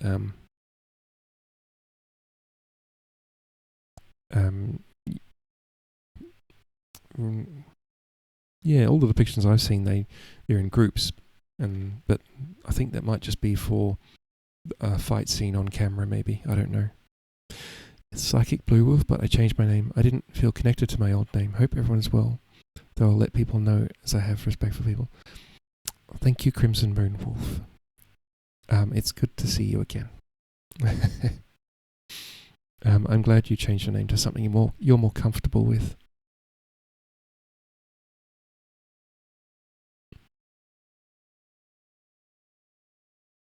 I did too. A couple of years ago, I used to be called Salty Clinked, which was my WoW character's name.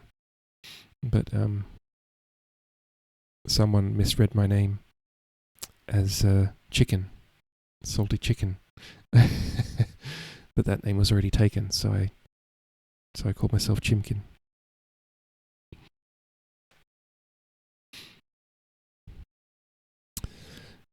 I took a light that still burned in one of the candle stands and carried it back to the garden. The man had slipped further into unconsciousness. Lord Shigeru stood staring down at him. I held the light over him. The intruder was dressed in black, with no crest or marking on his clothes. He was of medium height and build, his hair cut short. There was nothing to distinguish him. Behind us we heard the clamour of the household coming awake, screams as 2 guards were discovered garroted, 3 dogs poisoned. Ichiro came out, pale and shaking. "Who would dare do this?" he said. "In your own house, in the heart of Hagi. It's an insult to the whole clan." "Unless the clan ordered it," Lord Shigeru replied quietly. "It's more likely to be Aida," Ichiro said. He saw the knife in my hand and took it from me. He slashed the black cloth from neck to waist, exposing the man's back. There was a hideous scar from an old sword wound across the shoulder blade, and the backbone was tattooed in a delicate pattern. It flickered like a snake in the lamplight. "He's a hired assassin," Lord Shigeru said, "from the tribe. He could have been paid by anyone." "Then it must be Aida. He must know you have the boy. Now will you get rid of him?" "If it hadn't been for the boy, the assassin would have succeeded," the Lord replied. "It was he who woke me in time. He spoke to me. He spoke in my ear and woke me up." Ichiro was not particularly impressed by this. "Has it occurred to you that he might have been the target, not you?" "Could have been anyone. Must be Aida." It's that's how it's spelled. I'm assuming that's how you pronounce it. You've always been Kitty. First Kittyara, Kittyara, then variants, then Kame's Plane. Kitty's Plane. I used to be the bad gamer Pixie when I started. Poison Jam helped me come up with pizzazz. I like Pixie pizzazz.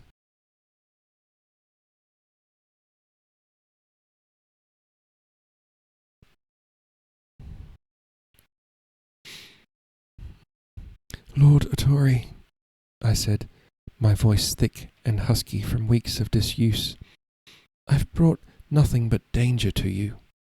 Let me go. Send me away." But even as I spoke, I knew he would not. I had saved his life now, as he had saved mine, and the bond between us was stronger than ever. Yes, Pixie's hair is adorable. Ichiro was nodding in agreement, but Chiyo spoke up. Forgive me, Lord Shigeru. I know it's nothing to do with me and that I'm just a foolish old woman. But it's not true that Takeo has brought you nothing but danger. Before you returned with him, you were half crazed with sorrow. Now you are recovered. He has brought joy and hope as well as danger. And who dares enjoy one and escape the other?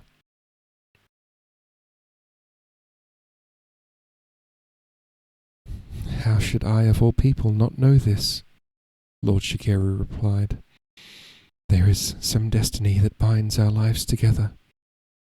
I cannot fight that, Ichiro. Maybe his brains will have returned with his tongue, Ichiro said scathingly. You dye your own hair? That's right. It is very cool.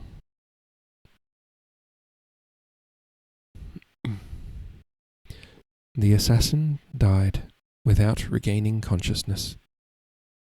It turned out he'd had a poison pellet in his mouth and had crushed it as he fell. No one knew his identity, though there were plenty of rumours. The dead guards were buried in a solemn ceremony and mourned, and the dogs were mourned by me, at least. I wondered what pact they had made, what fealty they had sworn to be caught up in the feuds of men and to pay with their lives. I did not voice these thoughts. There were plenty more dogs. New ones were acquired and trained to take food from one man only, so they could not be poisoned. There were any number of men too, for that matter. Lord Shigeru lived simply, with few armed retainers, but it seemed many among the Otori clan would have happily come to serve him, enough to form an army if he'd so desired. The attack did not seem to have alarmed or depressed him in any way. If anything, he was invigorated by it, his delight in the pleasures of life sharpened by his escape from death. He floated, as he had done after the meeting with Lady Maruyama. He was delighted by my newly recovered speech and by the sharpness of my hearing. Maybe Ichiro was right, or maybe his own attitude towards me softened. Whatever the reason, from the night of the assassination attempt on, learning became easier. Well, easier to learn when you're more certain of your place in the world, I guess.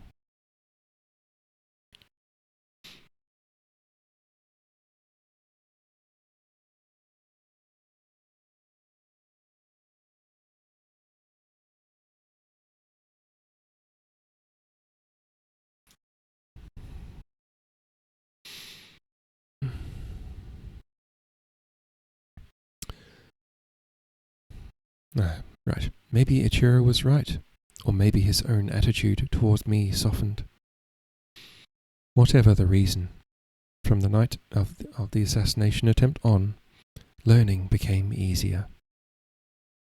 Slowly, the characters began to unlock their meaning and retain their place in my brain. I even began to enjoy them, the different shapes that flowed like water, or perched solid and squat like black crows in winter. I wouldn't admit it to Ichiro, but drawing them gave me a deep pleasure. Ichiro was an acknowledged master, well known for the beauty of his writing and the depth of his learning. He was really far too good a teacher for me. I did not have the mind of a natural student, but what we both discovered was that I could mimic. I could present a passable copy of a student, just as I could copy the way he'd draw from the shoulder, not the wrist, with boldness and concentration. I knew I was just mimicking him, but the results were adequate.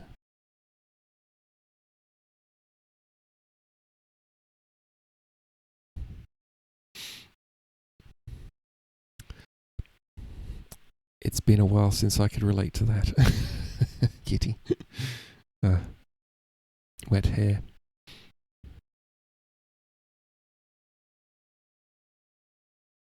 Fake it till you make it. Exactly. The same thing happened when Lord Shigeru taught me the use of the sword. Fake it till you make it works if you have someone who's forgiving enough. I was strong and agile enough, probably more than average for my height, but I had missed the boyhood years when the sons of warriors practice endlessly at sword, bow, and horsemanship. I knew I would never make them up. Riding came easily enough. I watched Lord Shigeru and the other men, and realized it was mainly a matter of balance. I simply copied what I saw them do, and the horse responded. I realized, too, that the horse was shyer and more nervous than I was. To the horse, I had to act like a lord, hide my own feelings for his sake, and pretend I was perfectly in control and knew exactly what was going on. Then the horse would relax beneath me and be happy. I was given a pale grey horse with a dark mane and tail, called Raku, and we got on well together. I did not take to archery at all, but in using the sword again, I copied what I saw Lord Shigeru do, and the results were passable. I was given a long sword of my own, and wore it in the sash of my new clothes, as any warrior's son would do. But despite the sword and the clothes, I knew I was only an imitation warrior. So the weeks went by. The household accepted that Lord Otori intended to adopt me, and little by little their attitude towards me changed. They spoiled, teased, and scolded me in equal measures. Between the studying and training, I had little spare time, and I was not supposed to go out alone, but I still had my restless love of roaming, and whenever I could, I slipped away and explored the city of Hagi. I liked to go down to the port, where the castle in the west and the old volcano crater in the east held the bay like a cup in their two hands. I'd stare out to the sea and think of all the fabled lands that lay beyond the horizon, and envy the sailors and fishermen. Hello, Kid Monster, how are you doing? Good to see you. Pull up a couch, pull up a cushion, pull up a bed. There was one boat that I always looked for. A boy about my own age worked on it. I knew he was called Terada Fumio. His father was from a low-rank warrior family who had taken up trade and fishing rather than die of starvation. Chio knew all about them, and I got this information at first from her. I admired Fumio enormously. He had actually been to the mainland. He knew the sea and the rivers in all their moods. At that time I could not even swim. At first we just nodded at each other, but as the weeks went by, we became friends. I'd go aboard, and we'd sit and eat persimmons, spitting the pips into the water, and talk about the things boys talk about. Sooner or later we would get on to the Otori lords. The Terada hated them for their arrogance and greed. They suffered from the ever-increasing taxes that the castle imposed, and the restrictions placed on trade. When we talked about these things, it was in whispers. On the seaward side of the boat, for the castle, it was said, had spies everywhere. I was hurrying home late one afternoon after one of these excursions. Ichiro had been called to settle an account with a merchant.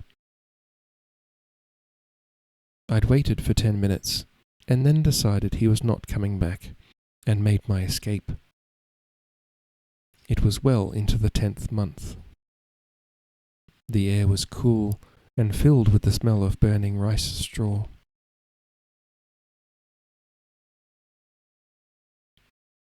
The smoke hung over the fields between the river and the mountains, turning the landscape silver and gold. Fumio had been teaching me to swim, and my hair was wet, making me shiver a little.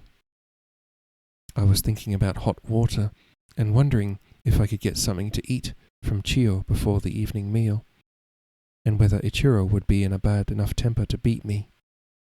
And at the same time, I was listening, as I always did, for the moment when I would begin to hear the distinct song of the house from the street. I thought I heard something else, something that made me stop and look twice at the corner of the wall just before our gate. I did not think there was anyone there.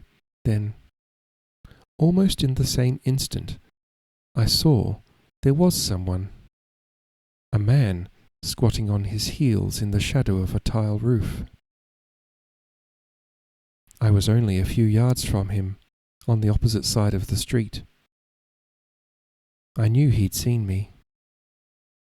After a few moments, he stood up slowly, as if waiting for me to approach him. He was the most ordinary-looking person I'd ever seen. Average height and build, hair going a little grey, face pale rather than brown, with unmemorable features, the sort that you can never be sure of recognizing again. Even as I studied him, trying to work him out, his features seemed to change shape before my eyes. And yet, beneath the very ordinariness lay something extraordinary, something deft and quick that slipped away when I tried to pinpoint it.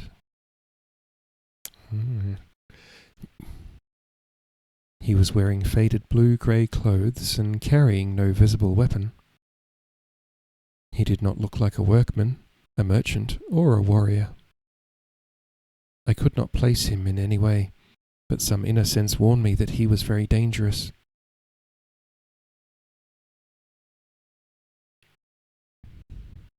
Exactly, Kitty. At the same time, there was something about him that fascinated me. I could not pass by without acknowledging him, but I stayed on the far side of the street, and was already judging how far it was to the gate, the guards, and the dogs. He gave me a nod and a smile, almost of approval. "Good day, young lord," he called, in a voice that held mockery just below the surface. "You're right not to trust me. I've heard you're clever like that. But I'll never harm you, I promise you." I felt his speech was as slippery as his appearance, and I did not count his promise for much. "I want to talk to you," he said, "and to Shigeru too."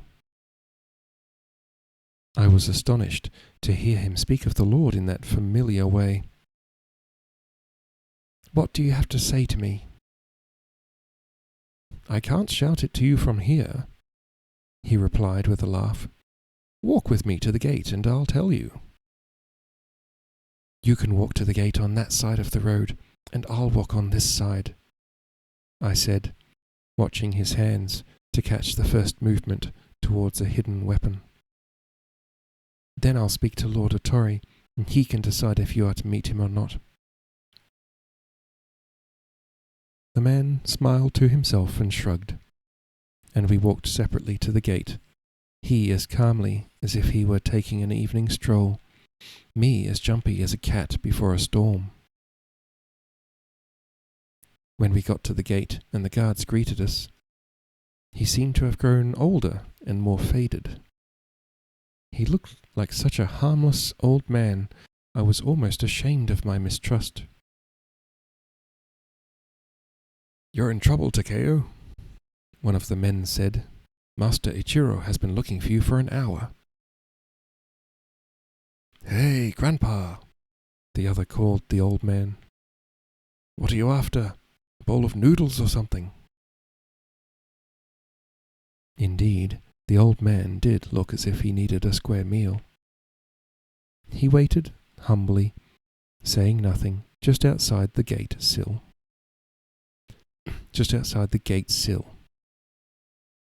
"Where'd you pick him up, Takeo?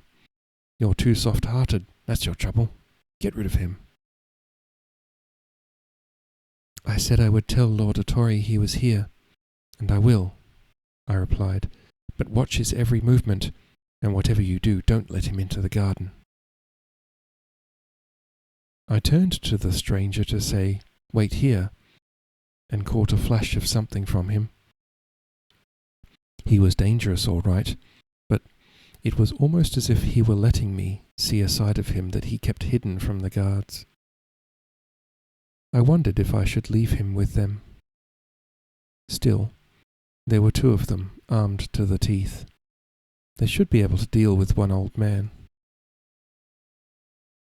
I tore through the garden, kicked off my sandals and climbed the stairs in a couple of bounds. Lord Shigeru was sitting in the upstairs room, gazing out over the garden. "Takeo," he said, "I've been thinking. A tea room over the garden would be perfect." "Lord," I began, then was transfixed by a movement in the garden below. I thought it was the heron. It stood so still and grey. Then I saw it was the man I had left at the gate. "What?" Lord Shigeru said, seeing my face. I was gripped by terror that the assassination attempt was to be repeated. "There's a stranger in the garden," I cried. "Watch him." My next fear was for the guards. I ran back down the stairs and out of the house. My heart was pounding as I came to the gate. The dogs were all right. They stirred when they heard me, tails wagging. I shouted. The men came out astonished. "What's wrong, Takeo?" "You let him in," I said in a fury. "The old man, he's in the garden." "No, he's out in the street where you left them." My eyes followed the man's gesture, and for a moment I too was fooled. I did see him, sitting outside in the shade of the roofed wall, humble, patient, harmless. Then my vision cleared. The street was empty. "You fools," I said. "Didn't I tell you he was dangerous? Didn't I tell you on no account to let him in? What useless idiots you are, and you call yourselves men of the Otori clan? Go back to your farms and guard your hens, and may the foxes eat every one of them." They gaped at me. I don't think anyone in the household had ever heard me speak so many words at once. My rage was greater because I felt responsible for them. But they had to obey me. I could only protect them if they obeyed me. "You're lucky to be alive," I said, drawing my sword from my belt and racing back to find the intruder. He was gone from the garden, and I was beginning to wonder if I'd seen another mirage when I heard voices from the upstairs room. Lord Shigeru called my name. He did not sound in any danger, more as if he were laughing. When I went into the room and bowed, the old man was sitting next to him as if they were old friends, and they were both chuckling away. The stranger no longer looked so ancient. I could see he was a few years older than Lord Shigeru, and his face now was open and warm. "He wouldn't walk on the same side of the street, eh?" the Lord said. "That's right, and he made me sit outside and wait." They both roared with laughter and slapped the matting with open palms. "By the way, Shigeru, you should train your guards better. Takeo was right to be angry with them." "He was right all along," Lord Shigeru said, a note of pride in his voice. "He's 1 in 1,000, the sort that's born, not made. He has to be from the tribe. Sit up, Takeo, let me look at you." I lifted my head from the floor and sat back on my heels. My face was burning. I felt the man had tricked me after all. He said nothing, just studied me quietly. Lord Shigeru said, "This is Muto Kenji, an old friend of mine." "Lord Muto," I said, polite, but cold, determined not to let my feelings show. "You don't have to call me Lord," Kenji said. "I am not a lord, though I number a few among my friends."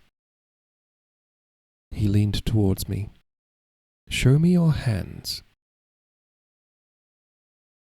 He took each hand in turn, looking at the back and then at the palm. "We think him like Takeshi," Lord Shigeru said. He has the look of an Otori about him." Kenji moved back to his original position and gazed over the garden. The last of the colour had leached from it. Only the maples still glowed red. "The news of your loss saddened me," he said. "I thought I no longer wanted to live," Lord Shigeru replied. "But the weeks pass and I find that I do. I am not made for despair." "No, indeed," Kenji agreed with affection. They both looked out through the open windows. The air was chill with autumn. A gust of wind shook the maples, and leaves fell into the stream, turning darker red in the water before they were swept into the river. I thought longingly of the hot bath and shivered. Kenji broke the silence.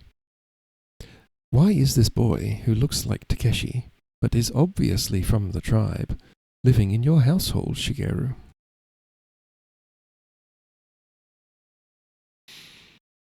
"Why have you come all this way to ask me?" he replied, smiling slightly. "I don't mind telling you. News on the wind was that someone heard an intruder climbing into your house. As a result, one of the most dangerous assassins in the 3 countries is dead. We have tried to keep it a secret," Lord Shigeru said. "It's our business to find out such secrets. What was Shintaro doing in your house?" "Presumably, he came to kill me," Lord Shigeru replied. "So it was Shintaro. I had my suspicions, but we had no proof." After a moment he added, "Someone must truly desire my death. Was he hired by Aida?" "He had worked for the Tohan for some time, but I don't think Aida would have you assassinated in secret. By all accounts, he would rather watch the event with his own eyes. Who else wants you dead?" "I can think of 1 or 2, the Lord answered. "It was hard to believe Shintaro failed," Kenji went on. "We had to find out who the boy was. Where did you find him? What do you hear on the wind? Lord Shigeru countered, still smiling. The official story, of course, that he's a distant relative of your mother's.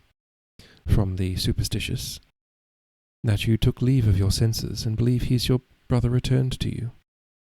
From the cynical, that he's your son, got with some peasant woman in the east. Lord Shigeru laughed. I'm not even twice his age. I would have had to have fathered him at 12. He's not my son. No, obviously, and despite his looks, I don't believe he's a relative, or a revenant. Anyway, he has to be from the tribe. Where did you find him? One of the maids, Haruka, came and lit the lamps, and immediately a large blue-green moon moth blundered into the room and flapped towards the flame. I stood and took it in my hand, felt its powdery wings beat against my palm, and released it into the night, sliding the screens closed before I sat again. Lord Shigeru made no reply to Kenji, and then Haruka returned with tea. Kenji did not seem angry or frustrated. He admired the tea bowls, which were of the simple, pink-hued local ware, and drank without saying any more, but watching me all the time. Finally, he asked me a direct question. Tell me, Takeo, when you were a child, did you pull the shells off living snails, or tear the claws from crabs? I didn't understand the question. Maybe, I said, pretending to drink, even though my bowl was empty. Did you? No. Why not? My mother told me it was cruel. I thought so. His voice had taken on a note of sadness, as though he pitied me. No wonder you've been trying to fend me off, Shigeru. I felt a softness in the boy, an aversion to cruelty. He was raised among the hidden. Is it so obvious? Lord Shigeru said. Only to me. Kenji sat cross-legged, eyes narrowed, one arm resting on his knee. I think I know who he is. Lord Shigeru sighed, and his face became still and wary. Then you had better tell us.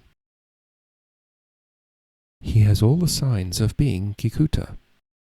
The long fingers, the straight line across the palm, the acute hearing.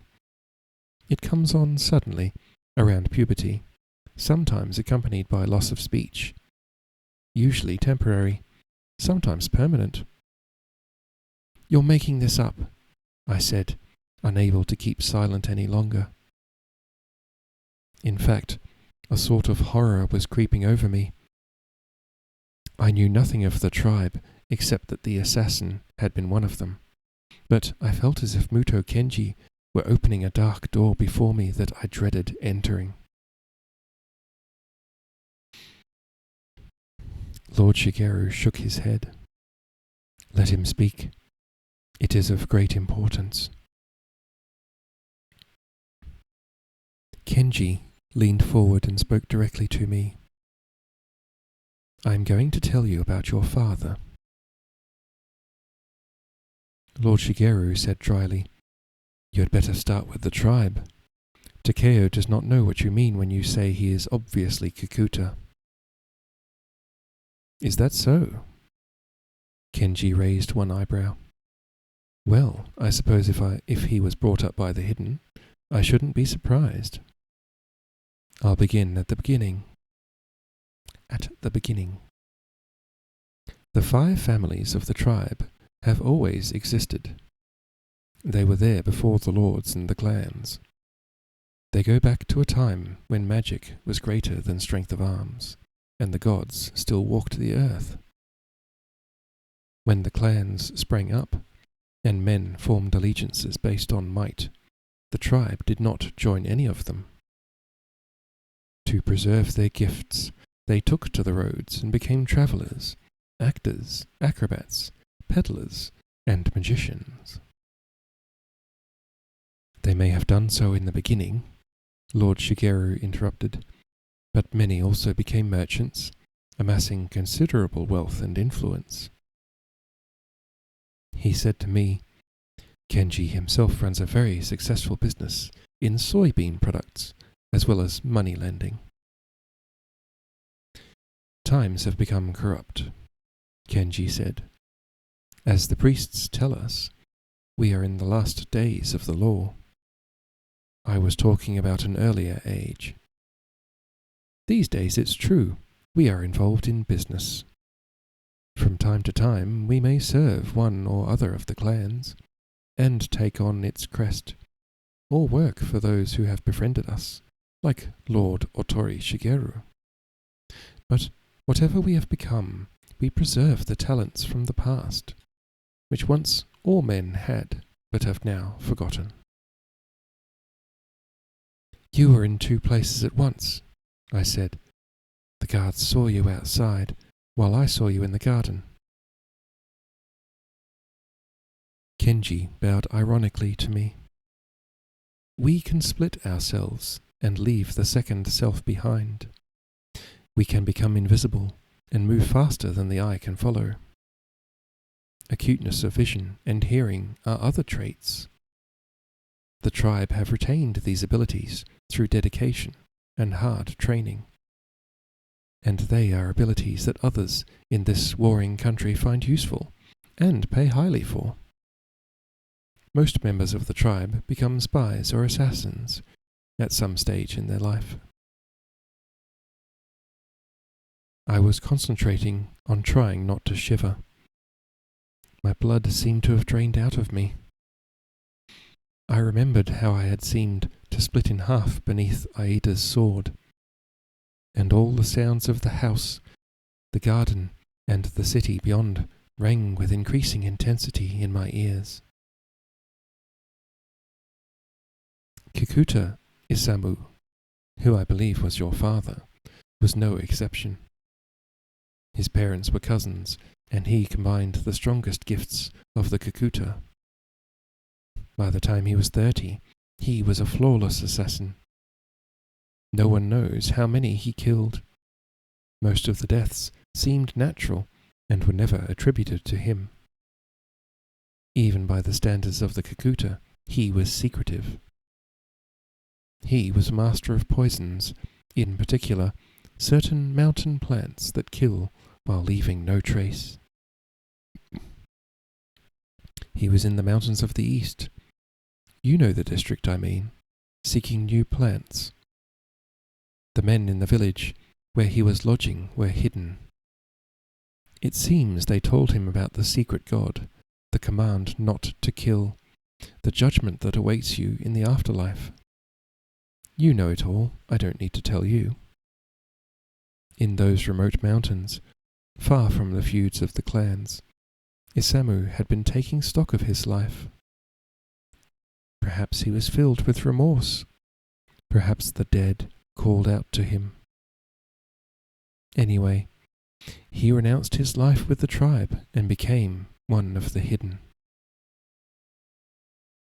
And was executed? Lord Shigeru spoke out of the gloom. Well, he broke the fundamental rules of the tribe. We don't like being renounced like that, especially not by someone with such great talents. That sort of ability is all too rare these days. But, to tell the truth, I don't know what exactly happened to him. I didn't even know he had a child. Takeo, or whatever his real name is, must have been born after his father's death. Who killed him? I said, my mouth dry. Who knows? There were many who wanted to, and one of them did. Of course, no one could have got near him. if he had not taken a vow never to kill again. There was a long silence. Apart from a small pool of light from the glowing lamp, it was almost completely dark in the room. I could not see their faces, though I was sure Kenji could see mine.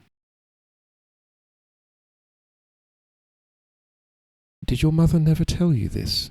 he asked eventually. I shook my head. There is so much that the hidden don't tell, so much they keep secret even from each other. What isn't known can't be revealed under torture. If you don't know your brother's secrets, you cannot betray him.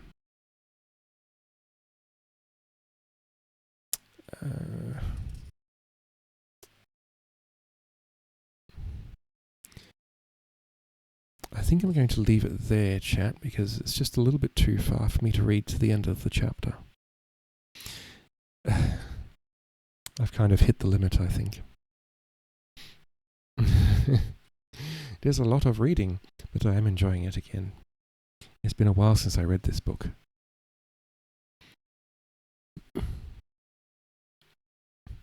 And I had forgotten that there was a little bit, a little smattering of magical ability in the book.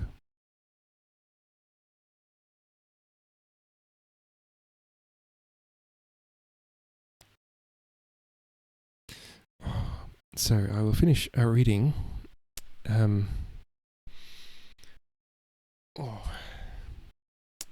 next stream, which might be tomorrow, which might be next week. We will see what happens tomorrow. So,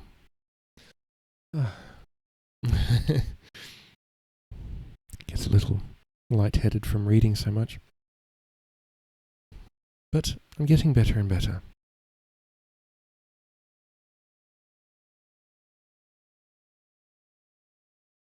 Making progress, and that's what counts. Okay. Kaede. That's her name. So, we've met Kaede, who managed to avoid being sexually assaulted by the guard. That was good. Oh, lol.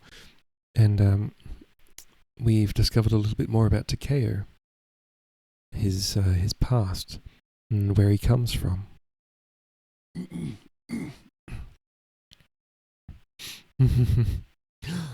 Kidmaster, I love that emote. Oh, so good. I wish I knew how to do a smooth color transition like that. I'm sure it's an effect in like a program like After Effects. I just don't know how to use After Effects. I know how to use Photoshop, but not After Effects. Thank you, Blumendine. Sleeping through most of it? Oh, good. I'm so glad that I'm helping people sleep or bringing people comfort. I'm just going to give a shout out to... Oh, no. Who the hell's Glory Bowman to dead? you and your house. What? I'm glad it didn't work. Oh, sorry about that. I mistyped. I should do @ If I do @ I can't mess it up. There you go. Glory to you There's and Bowman your Dean. house. There's his face. Yeah. Bowman Dean is another ASM artist. Bowman Dean's a real ASM artist. Someone who does Bowman Dead. You've got an emote? That's amazing. What a coincidence.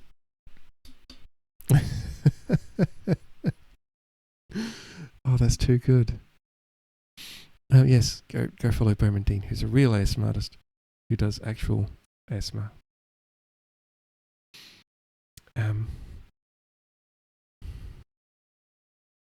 Let's have a look.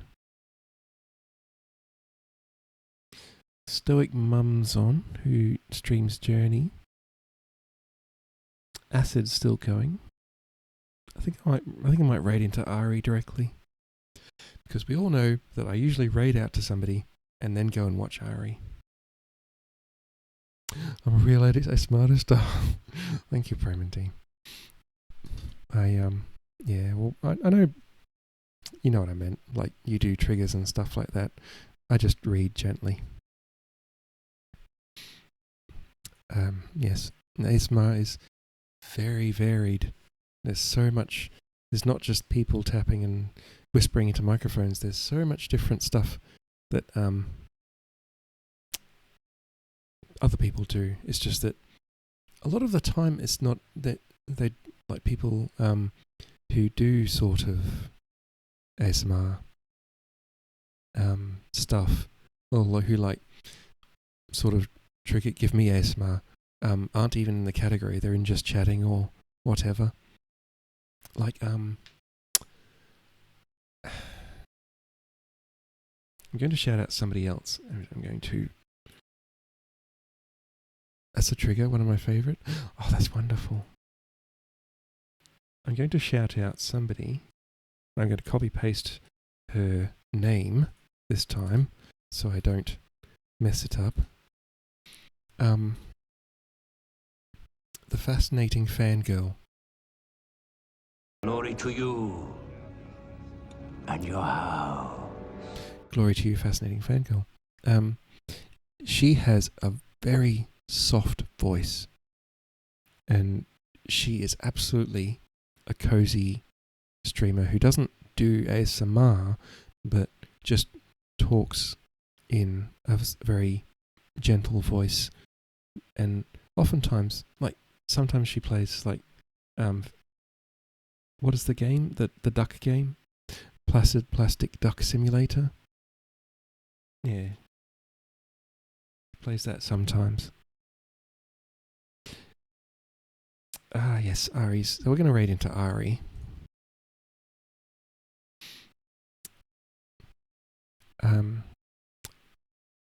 Ari's last stream for the week. Ari does not do ASMR, but hopefully she doesn't have anything loud going on. I specifically requested Ari, because I'm one of her mods, I specifically requested that my entrance sound be something gentle. Going to watch the VOD, working on AV sorted, getting AV sorted for the day. Okay, Katie, that's no worries. If you could join me for the raid, and then just click off to somewhere else, that'd be great. I'd very much appreciate that, because it's always nice raiding with a few people, rather than just be like Salty Chimkins raiding with one. I'm just like... But okay. So I'll do it so everyone can go and head off to their different areas. Yay. Got 4 friends. Okay, so join the salty raid. We're going to raid Ari. She's just chatting. Hopefully Ari does an IRL stream from DreamHack, which is going on this weekend. So that'll be good. So give Ari a follow if you're interested in IRL DreamHack content. Scooped. Alright everyone. We're heading off. That's the command for subs. And here's my end stream. Yay. Okay.